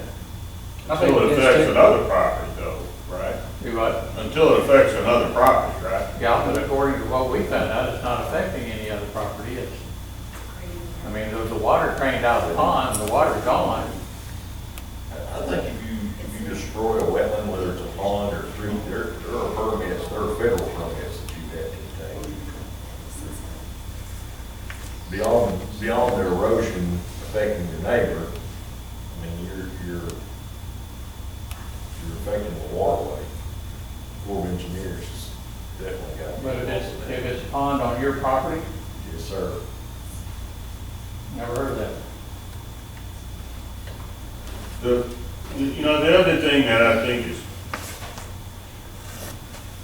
to me, that's concerning is, you got this spot that you're talking about now, and you got the spot up there by Davis Gym. We got the ongoing mine out by 71 Highway. You got the deal out here that Sean Lynn started that sold to Brooks Norris. when we do these things, is there some sort of okay, that's a great idea you've got. When are you gonna have that done? You know, it all feels like I-49, and are any of us gonna live to see it completed? You know, I'm sure there's a great plan out there, but Sean Lennon? on and on and on we Sean go. Lennon's Well, got- all of them. Well, Sean Lennon's got building permits right now, or the Brooks Norris does. They're waiting for it to dry out a little bit because of the weather, but I think they've got, we've approved 10 projects out there on those lots right now. But, you know, and I'm not saying there's anything wrong with what's going on out there. I'm just saying, you know, when people come in and say, I'm gonna dig up this spot and I'm gonna stair step it or whatever you call it. What do you call that? Terrace it. Okay, well, that's not, you got the next 35 years to get that done, you know. Well, remember, the property at 10 and 71 is in county. Behind Davis's, or next to Davis Gym. I know where you're going. Floyd Brown had some good ideas, and we're still staring at them. We're still looking at that raw hillside up there where the shooting range was built. Yeah, that's county too. You know, they're all over the town. There's where somebody dug here, dug there. Well, as far as the property on, that used to be Mr. Jones over there that you're referring to, I don't know, I mean, I don't know this because I don't work in the planning department, but were we notified of that project? No. Is that in the county? So us showing up, Do what? That's not in the county. No, but I mean, it would be like, I don't know, you're able to clean and grub your property without a city permit. I mean, that's, if somebody wants to clear their property off and take the trees out of it or whatever out of Deerwood, if somebody wanted to clear off a 5-acre lot out there, they wouldn't have to come to the city on that. That's their property and they can. I think until he cut the pond, and to Councilman Meeker's point, I mean, I know. Well, I've never heard of that before. Yeah, well, I didn't know like that. a private pond is a private pond. Yeah, I hadn't heard that specifically. I do know, and correct me if I'm wrong only, that if, I'm being a little sarcastic, but Mr. Meeker, even literally a standing puddle of water comes under Corps of Engineer, correct? And if you change something, so I see the point to that, and of course, we weren't notified, and only until, I guess. Rod called me, I didn't know that they were doing it. Who? Rod called me. Okay, so then we went out and looked, so I certainly, I'm not condoning that he is gonna, if he cut, I know he did, because I went out and looked myself too, but if it's gonna cause issues, then we have an issue with him on it, so. But there again, two of those things that you mentioned are county, and we can't, we don't. I think the majority of the complaints that you hear over the years probably have to do with just the visual of it. Sure. You know, well, that looks terrible, Yeah. you know. And I get that. I mean, I informed Mr. Burton a year ago, or almost 2 years ago, to try very hard not to become the new other person. Well, the rippled up concrete underneath the dairy restaurant from progress being made to terrace a hillside that wasn't terraced properly. So, Charlotte, or Ms. Derry referenced a grubbing erosion, rating, erosion ordinance, correct? Yeah, the A erosion permit. control ordinance that was So- updated in 2019. Okay, so the conversations that we will have with Mr. Burton promptly will be in regard to the concerns, and I get it. I mean, like I said, I asked him not to get in that category, and he kind of keeps seeming to creep that way, even though there's good intentions, as I'm sure Mr. Brown had good intentions. But, On the corner of Denver and Highway 71, the new church, yes. has that got far enough they've got a building permit yet? They're not doing any building yet. They're just They're doing the groundwork, excavation. and they're doing, drainage area and, taking care of all that, but they haven't got their money together apparently for the church yet. Well, I was just, I guess, kind of going back to the Webster and stuff. I mean, should the Corps of Engineers be notified of that? I mean, I know that, like I'm saying, up there, Maple Ridge, over there, and the whatever, you know, I mean, we purposely put in detention ponds, you know, to collect water. And so, to me, again, that's a hill kind of there in that area, you know, I mean, if that pond was really kind of acting like a detention pond, It was just for cattle originally. Yeah, to be honest with you, I don't, yeah, that, to me, and I'm not a engineer or anything like even close, that seemed to have set up on a hill itself. Am I wrong, that little pond? I mean, I forgot it was there until he cleared that fence row out. I forgot that pond even existed. No, it's right there by the fence. But it's a little, it's Well, not, I think it's the bank. Well, the bank is pretty high. yeah, maybe that's what it was on the Webster side. And it did always kind of act like a retention area because it kind of caught water and fill up and it kind of drained off. Of course, when he cut it, there was a pretty good flood of water. I'm You know, sure. Mr. Gibbs used to have a pond out there off of, It never Harley. held water. do what? It never held water. I know it, but so he just, Still doesn't. he took it out. Yeah, didn't work well on that rock, did it? well, I guess I know, there on Webster Street, I mean, Steve Tedford's house, there was a little house back there, I mean, they were overrun with water at certain times of the years, you know, and I don't know if that's, again, coming from up the. There's across other Webster problems Street. with that hillside. Yeah, there's. But I think the street department and Tedford and everybody got together and they solved that problem. Best they can, there's still issues back there. One, because you can't get back there. I saw Steve not too long ago and I asked him if he was still having problems. He Yeah. said, no, we got that stuff. Of course, not to throw Steve under the bus, but a lot of those privacy fences are Oh, yeah. part of that, and they should be too. I'm not saying his is, I don't know. So, But I'm thinking, yeah, it was fixed, but now we eliminated a potential retention pond or whatever, is that gonna Yeah, and I exacerbate the and I don't know situation? how, and I'm not, I mean, this is a good conversation, I don't know how, if it wasn't built as a retention pond by the city, or it was just a stock pond, if you will, for horses or cattle. Well, or whatever. Webster? We never built that. That's what I mean, that's what I'm saying, do we have, I know we never built it, but I mean, was it, I guess I'm just saying, was it acting I like that don't know, purpose? possibly, yeah. Yeah, Well, it you know, certainly was catching water. It was It catching wasn't water. going into Indian Hills, but. Yeah. But, you know, Damon Sadler owns a lot of property there and he's got ponds all over that and, you know, if he wanted to eliminate one of them, I don't know if Steve. Yeah, I don't know. But again, who would even think to call the Corps or whatever, if you're gonna take a pond out, like you said, it's his own property. Right. I mean, who would even, I would never even think about Yeah, it's- the potential of the water not being able to be caught there. You would think once it's out, and I mean, I don't know what his plan is either, I don't know. Did he plan to drain it and then fill it in and it'd be smooth pasture, which I assume, or well, that was my next question is, odds are that Jacob, he's not just cleaning up the fence row. well, no, I mean, he's doing it for this Mr. Dean, correct? I mean, he's hired by Mr. Dean, I don't know what I don't know, I haven't asked him, I don't know if he's Does eliminated. Jacob own the property? but, no, it's still Mr. Dean. He's been hired, to my knowledge, he's been hired by Mr. Dean to do the work. For what reason, I don't.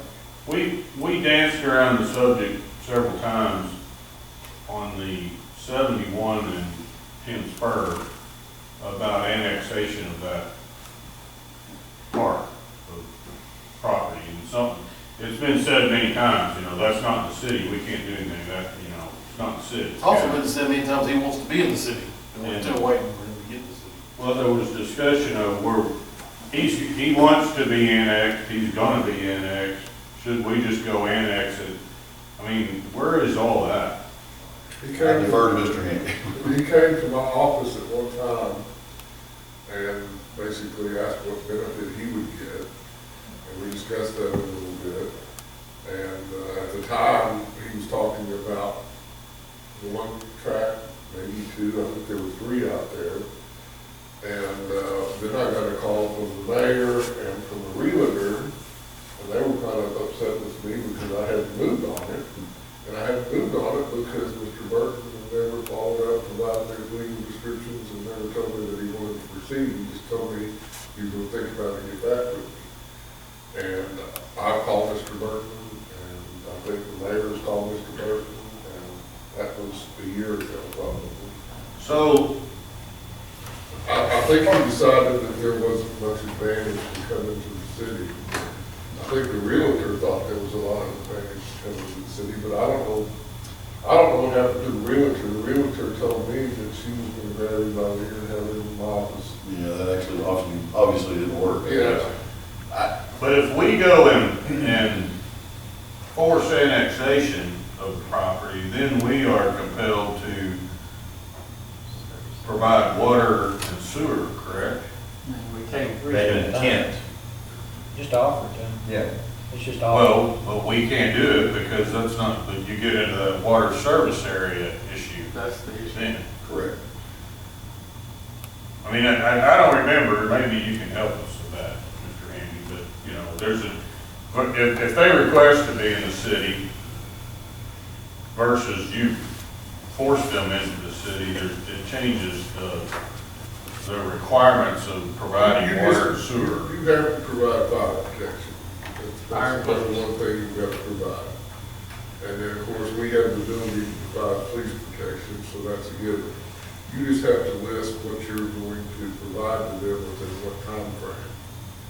And that's what I think he was interested in, is he wanted the city to provide sewer to him, which would make that property much more valuable. Right. And I told him that I didn't know that was going to be likely. There might be sometimes a would. Sewer is available now. The sewer's there. Sewer's there. Water. Water's not. and Maybe it was a water issue. We would have to, at city expense, extend fire lines to provide fire. I don't know what happened. He seemed all around home when he left my office, and I haven't heard from him since. So I don't have a clue. I put him as in Mr. Burton in touch with, one of the issues that he is in Jacob, who's calling Jacob, was concerned, or what I understood from him was the expense or the cost and what it did to his property taxes as he came into the city, and obviously that goes up. So I put him in, not that he couldn't, but we got him and Zach Johnson. Zach Johnson, thank you, together, and I was not in that meeting. I think Jacob went to his office or something, and that slowed him down on the desire to become in the city immediately as far as all of that property, because it was a considerable amount of more property taxes. And that was one question that he asked me, and I guess that was before. Yeah. And I told Mr. Burton too, that when he comes into the city, he falls under our regulations. Right. So, Then he came back and said, requested, if you will, I'm sorry, or was asking things like, well, can I come in one parcel at a time, or one lot at a time, or things like that? And I said, I don't know the answer to that. well, it seems to me though that, I mean, one way to think of this is, let's assume everything was going rosy. And they're out digging dirt and they're gonna develop this property and they're gonna build a hotel and a restaurant on it. Obviously, we want that to be part of the city limits. That's the intent. We're gonna develop this, put this retail, we're gonna bring it into the city, and it's this A&P money that goes to Tom's coffers up there. Well, shouldn't we say, okay, that's the intent, that's the plan, so let's do our side of this thing and get this thing annexed? Because surely if we're gonna allow this thing to be built with the intent that we're going to annex it, we want it to fall under our regulations. I don't think we want to sit out here on the outskirts of it and watch it get developed incorrectly and then go and annex the thing and That's why you inherit some kind of a problem. That's why you have planning jurisdiction. Well, It's not as big as it used to be, but it's. I mean, is the planning jurisdiction kicking in, or we just sitting here saying, well, it's not the city? One of the reasons why Tractor Supply is where it is right now is, one, that was in the city limits, and two, sewer was available, and then they partnered with the city for the water. On the other side, they were not interested in the other side because, one, it was not in the city. We couldn't provide fire protection over there because it was in James Fork Water District. There was sewer there, and most of your large corporations like that will not build outside the city limits.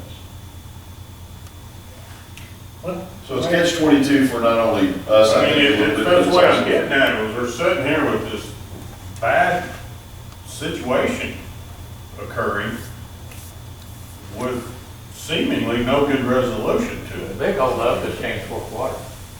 I mean, you've got a hole half dug on land that's not in the city, that can't be developed because it's not in the city, and because there's no water and sewer, and we can't put water because there's this impasse between the city and James Fork. I mean, there's a whole bunch of problems with this thing, and everybody's just sitting and looking across the fence at each other. I think at one time we were going to do an annexation, and it got stopped. If it hadn't got stopped, I think we've already had it, That was in our original annexation. And so I think, I know last month you were saying that we had to have really something on the ballot by, or have something approved by July Yeah, that would be the latest that I to would. get on the general election. Yeah. I think we should still look at trying to do that, either saying from spur 10 going up, or want to say from, down You want to to, keep it, you want to limit it as much as you can, because if you go for a land grab, you're going to have the same catastrophes we had last time, but if you, grab the portion out there that you're most interested in, and, Mr. Burton has at least indicated that he's somewhat willing to do that, and maybe we won't have a dog fight, maybe it'll come in easier, and then we deal with the James Fork issue. I don't know the answer on the James Fork issue, but I think the process of annexing them in, as long as we don't start grabbing other folks out there, I don't know that Mr. Burton is going to be the one that's going to come in here don't fit. I might be wrong.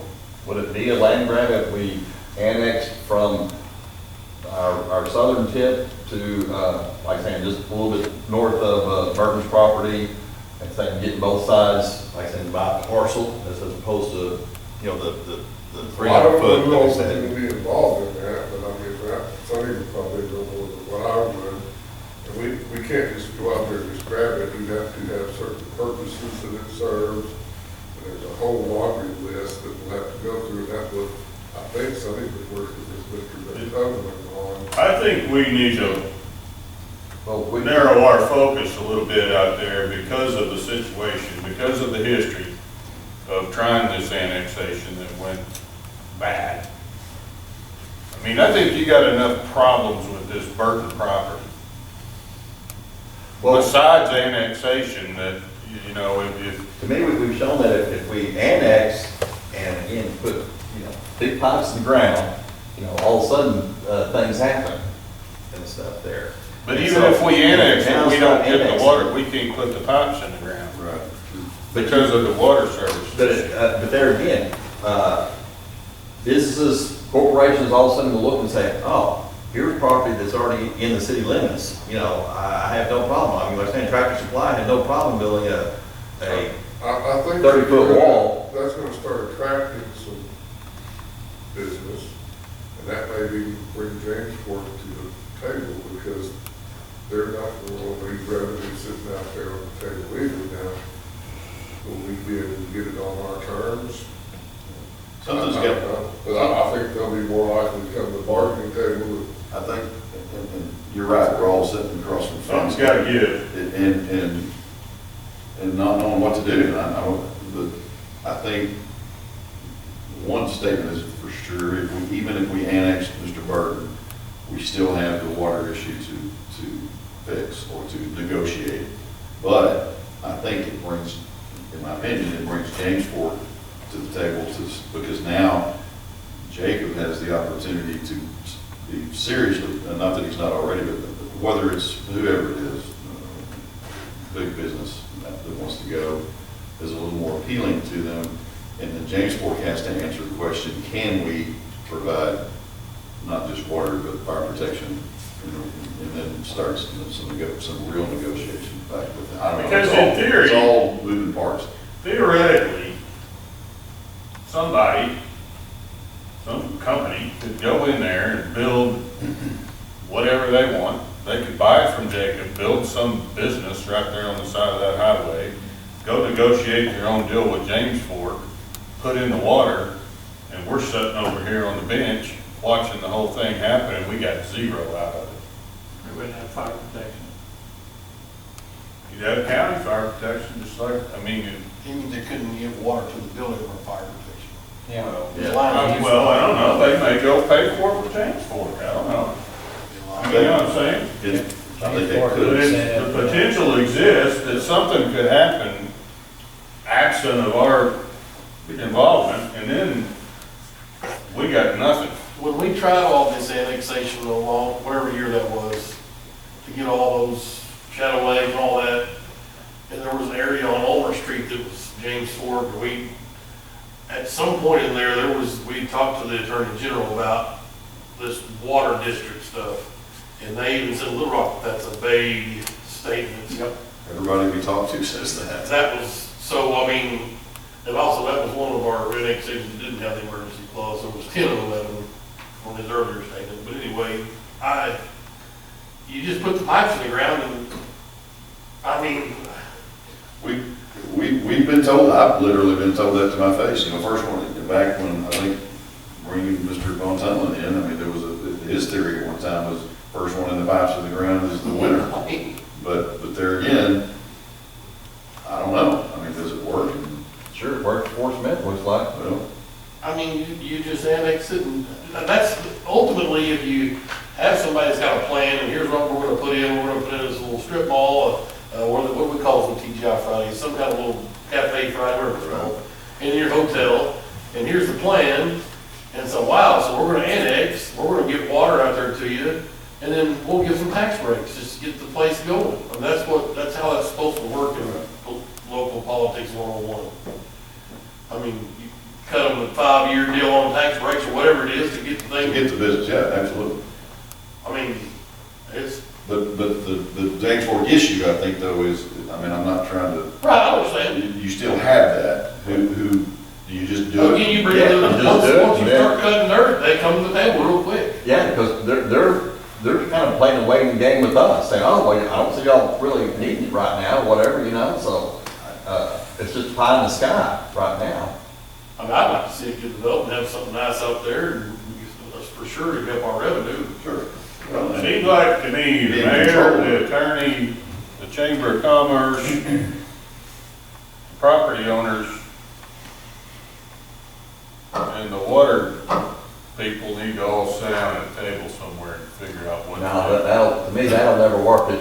There were two elements that prevented the annexation getting on the ballot last time.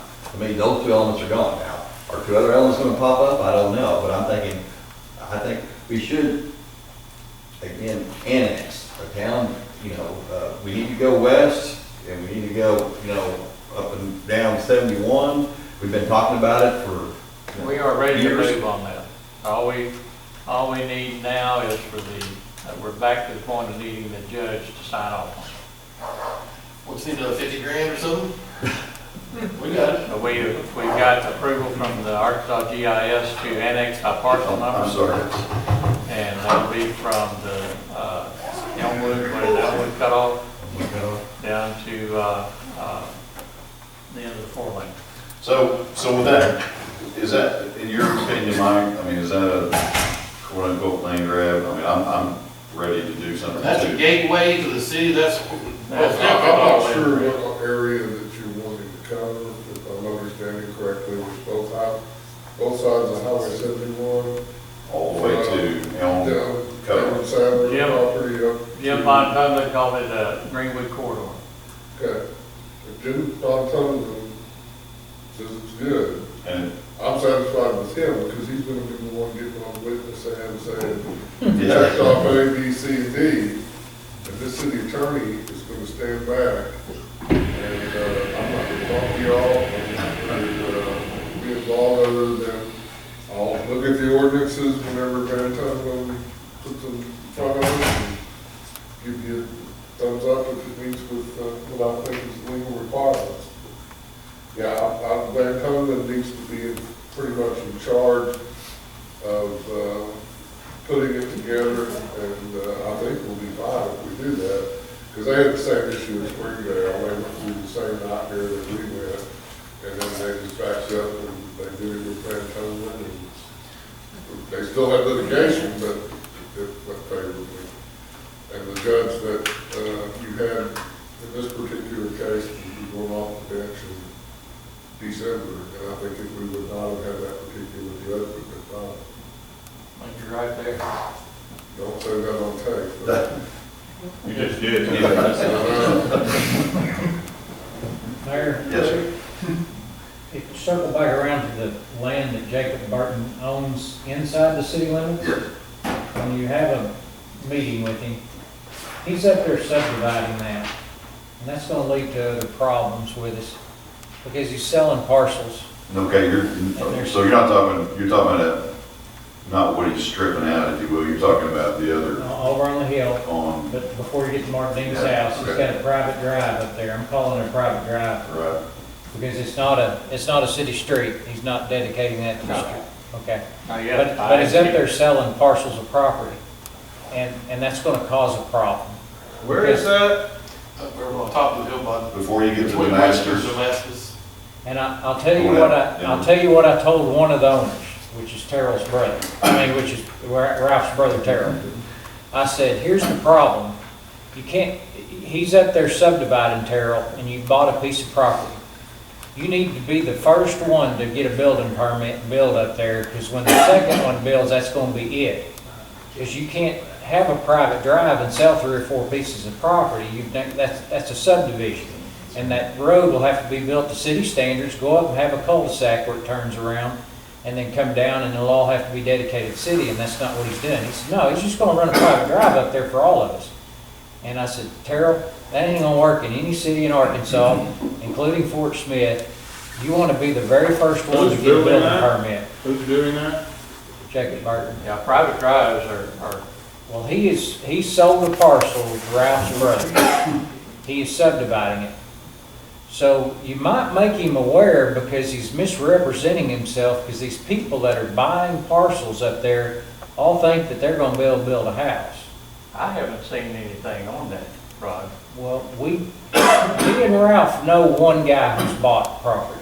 I told him he'll never be able to get water. And he won't be able to get water. I told him, I said, I worked in Mark Dean's house, and there's this constant hum, and he said, I had to walk over and open the closet door to figure out what it was, and he's got a water pump in there that constantly runs to get water up to that big multi-million-dollar house. And I said, you will have to have the same thing, but that's the least of your problems. You know, you've got a bunch of other problems. I said, Jacob has sold you that, saying you're gonna drive up that private drive, and then you're gonna have 4 or 5 neighbors up there. And I said, that is not gonna work. I don't know that I've seen a lot split up there. He's doing it. I'll check into it. As much as he, There's there's one of his customers' brothers right there. Well, I know Terrell real well. Okay. We had a situation like that over here on the east side of We've town. had several situations like that, and What's that? where they've gone in and tried to make several lot splits on a private drive. Yeah. they're on Deerwood Drive or something. We had one right there by Wade Dunn's house, Petway. Oh, yeah. And Petway was smart enough, he built the first house, and then his in-laws lost out. Well, then that other house that he built off of Deerwood Road was a private drive for a half mile back there. Right. So he's pretty good about figuring that out. And hanging somebody, and then that somebody's really mad at us. Yeah.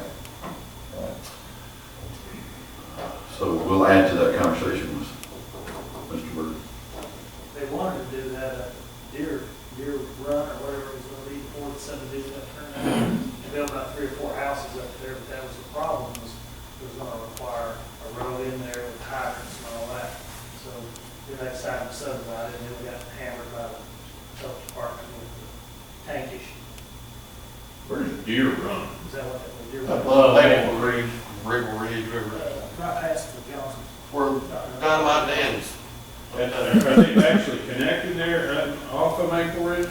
It would. Well, that was the plan. Above that, where the guy's trying to do it. Yeah, you know, you got 2 roads that go. Yeah, some guy from California. That was the tank guy, right? Well, that comes to the spot. was a tank issue there. Tank didn't work here like what that was. Ultimately, he could subdivide that if he built the road to city specs and ran water up there and pump. I mean, Yeah. so he has that option. Sure. Yeah, That ain't what he's doing. Right. You know, if you get. This is in the city limits. Set your tanks up there, whatever. I'd like to see him do it, but that's not what's happening. There's gonna be some property owners that have bought parcels of property, being Ralph's brother, that's gonna wind up mad when they find out it's not a subdivision and they can't build up there. He might even have passed some ordinance on that. He did. He voted on the subdivision regulations that we go under right now. Right. And I told him that out at our little block party. And I said, you better go get the very first building permit and get your house built, because the second one's gonna get, denied. And there's gonna be a $250,000 road have to be built by somebody else to get up there. Curb, yeah. Maybe just another project he starts. Might take 35 years, but it'll get her done. All right, anything else, gentlemen? Where are we at with the sidewalk? Yeah, sidewalk. On Tinsburg, I have not reached Jeremy Shores yet. I know Dennis, we are supposedly still on time, no issue with losing anything. The last time I talked to Mr. Shores, he invited me to be a part of and I wholeheartedly said I would be a part of visiting with property owners there to get lined out on the easements and everything. And that's the last I've heard from him. That was prior to the COVID issue, which I'm not sure that has anything to do with anything. I mean, he's behind on several projects with other departments within the city too. So I think we're okay, but I need to reach out to him and make sure that we're not anywhere near missing a deadline or something. On this, the current one, and on phase 2. Phase 2, we have already been turned down for. We did not get that. We were not approved. I But reported that's a that. good thing, because The deadline on our grant for phase 1 is what? I'll have to go back and look. It was in June. It was sometime in June. And he got an extension. To my understanding, last my conversation, he because of everything going on, there was an extension given on it, but he had already turned in plans. This is the last conversation I had with him. I'll call him tomorrow. And he said that, you turn in plans to RDOT, 20%, 40%, 60%, and then 90%, something like that. And he had turned in what he considered was at least 90% way before he had to. And he had not, at one of those conversations, he had not heard back. He had not got any comments back from RDOT regarding those 90% completed plans. Have we been paying our bills to him? Oh, absolutely. Okay. Yeah. Well, that's all right. In fact, that's, Dennis, I know, continued, and it's coming out of his budget, so. So that's a lot of free money to lose for something that we We're really not, need. we can't, and we'll not lose that. And so, why did you say phase 2 was a good thing that we didn't get it? well, that'll put us in the first, it's hard for the state to give one city two projects right off the center. So they gave us the first one, they turned us down on the second one, so the next time we apply, we'll kind of be on the front of the list the second time. Second time, okay. It's kind of like, when they do the state does the streets like North Main, they wouldn't give us two projects, but they gave us North Main, and then they came back and gave us Denver Street. So they don't want to show favoritism, I guess, or make it look like they are. In the letter, and it's been a long time ago, and I'm pretty sure I reported that to you guys that we got turned down on it. The letter that I got from them was due to lack of funding at that particular time. It wasn't any. And I think if there's any holdup on this first phase 1, it'll be maybe something with funding, but it won't be because we haven't done our part. Right, and You don't want to show favoritism unless you're in Washington or Benton County. Yeah. Right, yeah. Danielle's not here to remind me tomorrow, but we'll get over it. Perhaps not up there anymore. It's still Yes. like I'll remind you. Walmart is. Yes. Would you send me the number that you have for Jeremy? I think the one I've got may not. I don't think so. You may have. I've got it. Okay. And then the other thing is, as far as that, like at the municipal league about the highway tax, I guess, or whatever, I mean, are we still kind of on schedule with that, or has that been? You mean Just as far as coming up in the general election to redo the. you're talking about the state fuel tax? I guess. Is that what you're talking about? Yeah, you know, you haven't heard anything about that recently, and of course, I'm assuming the reason is because of all the other issues that are going on in this world, well, specifically COVID-19, but, you know, as they were, plus RDOT has changed directors. I think everybody's aware that Scott Bennett's retired, and Ms. Lori Tudor is now the director of RDOT. So I just talked to her the other day about our project over here and some, not issues, but some things that we're looking at, talking about on that.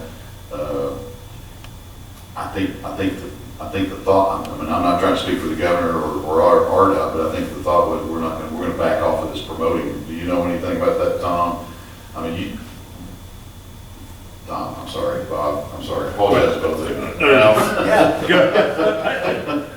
Well, Mayor, it's just that they're single-minded right now on the COVID deal. Yeah. So as far as I know, it's still going to be on the ballot, and you know, what I was saying was a while ago, right when Mr. Bennett retired, not resigned, but retired, I mean, they were going on the road, if you will, with promoting it, and then I don't think they've done anything since. So as far as I know, it's still going to be on the ballot. And that, you know, I'm pointing at this because this is a letter from Ms. Tudor on our project, but I was assured that that project had nothing, you know, I won't be so bold to say if that tax doesn't pass, we won't get this, because that's what I was told from not only Mr. Bennett, but her and other people with RDOT. I mean, it's going to be an important part of the election for sure, but yeah, I've not heard anything recently at all. Anything else?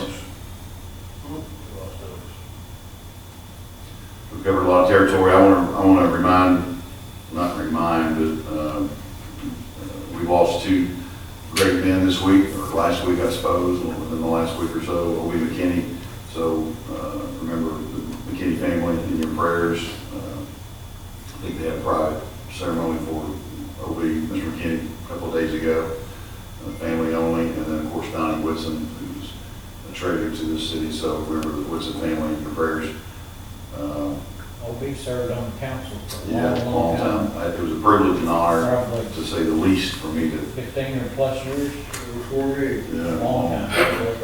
And you know, it wasn't long ago, he stood here as we presented him with his diploma. So that was something he wanted to make sure he had in his hand before he passed. Lived a good life, and certainly an icon of Greenwood, for sure. I don't have to tell you, we're living in some strange times.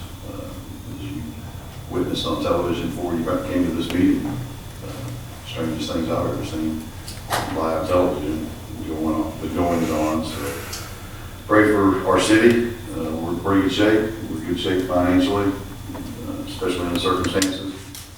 Anything can happen anytime, anywhere. It's improved across the country.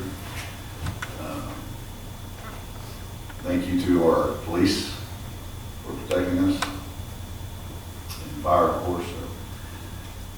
Just be prayerful. I would entertain the motions to dismiss. I'll make a motion. Second. You are dismissed. Thank you.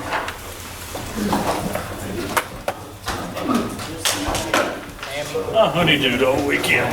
They probably lack one work day, maybe two out there at the lakes. Oh, wonderful. It's pretty close. And I've been kind of watching the guys at the top of the hill, And I don't, putting in the, Dax, I know he slowed down. He ended up getting an extension because of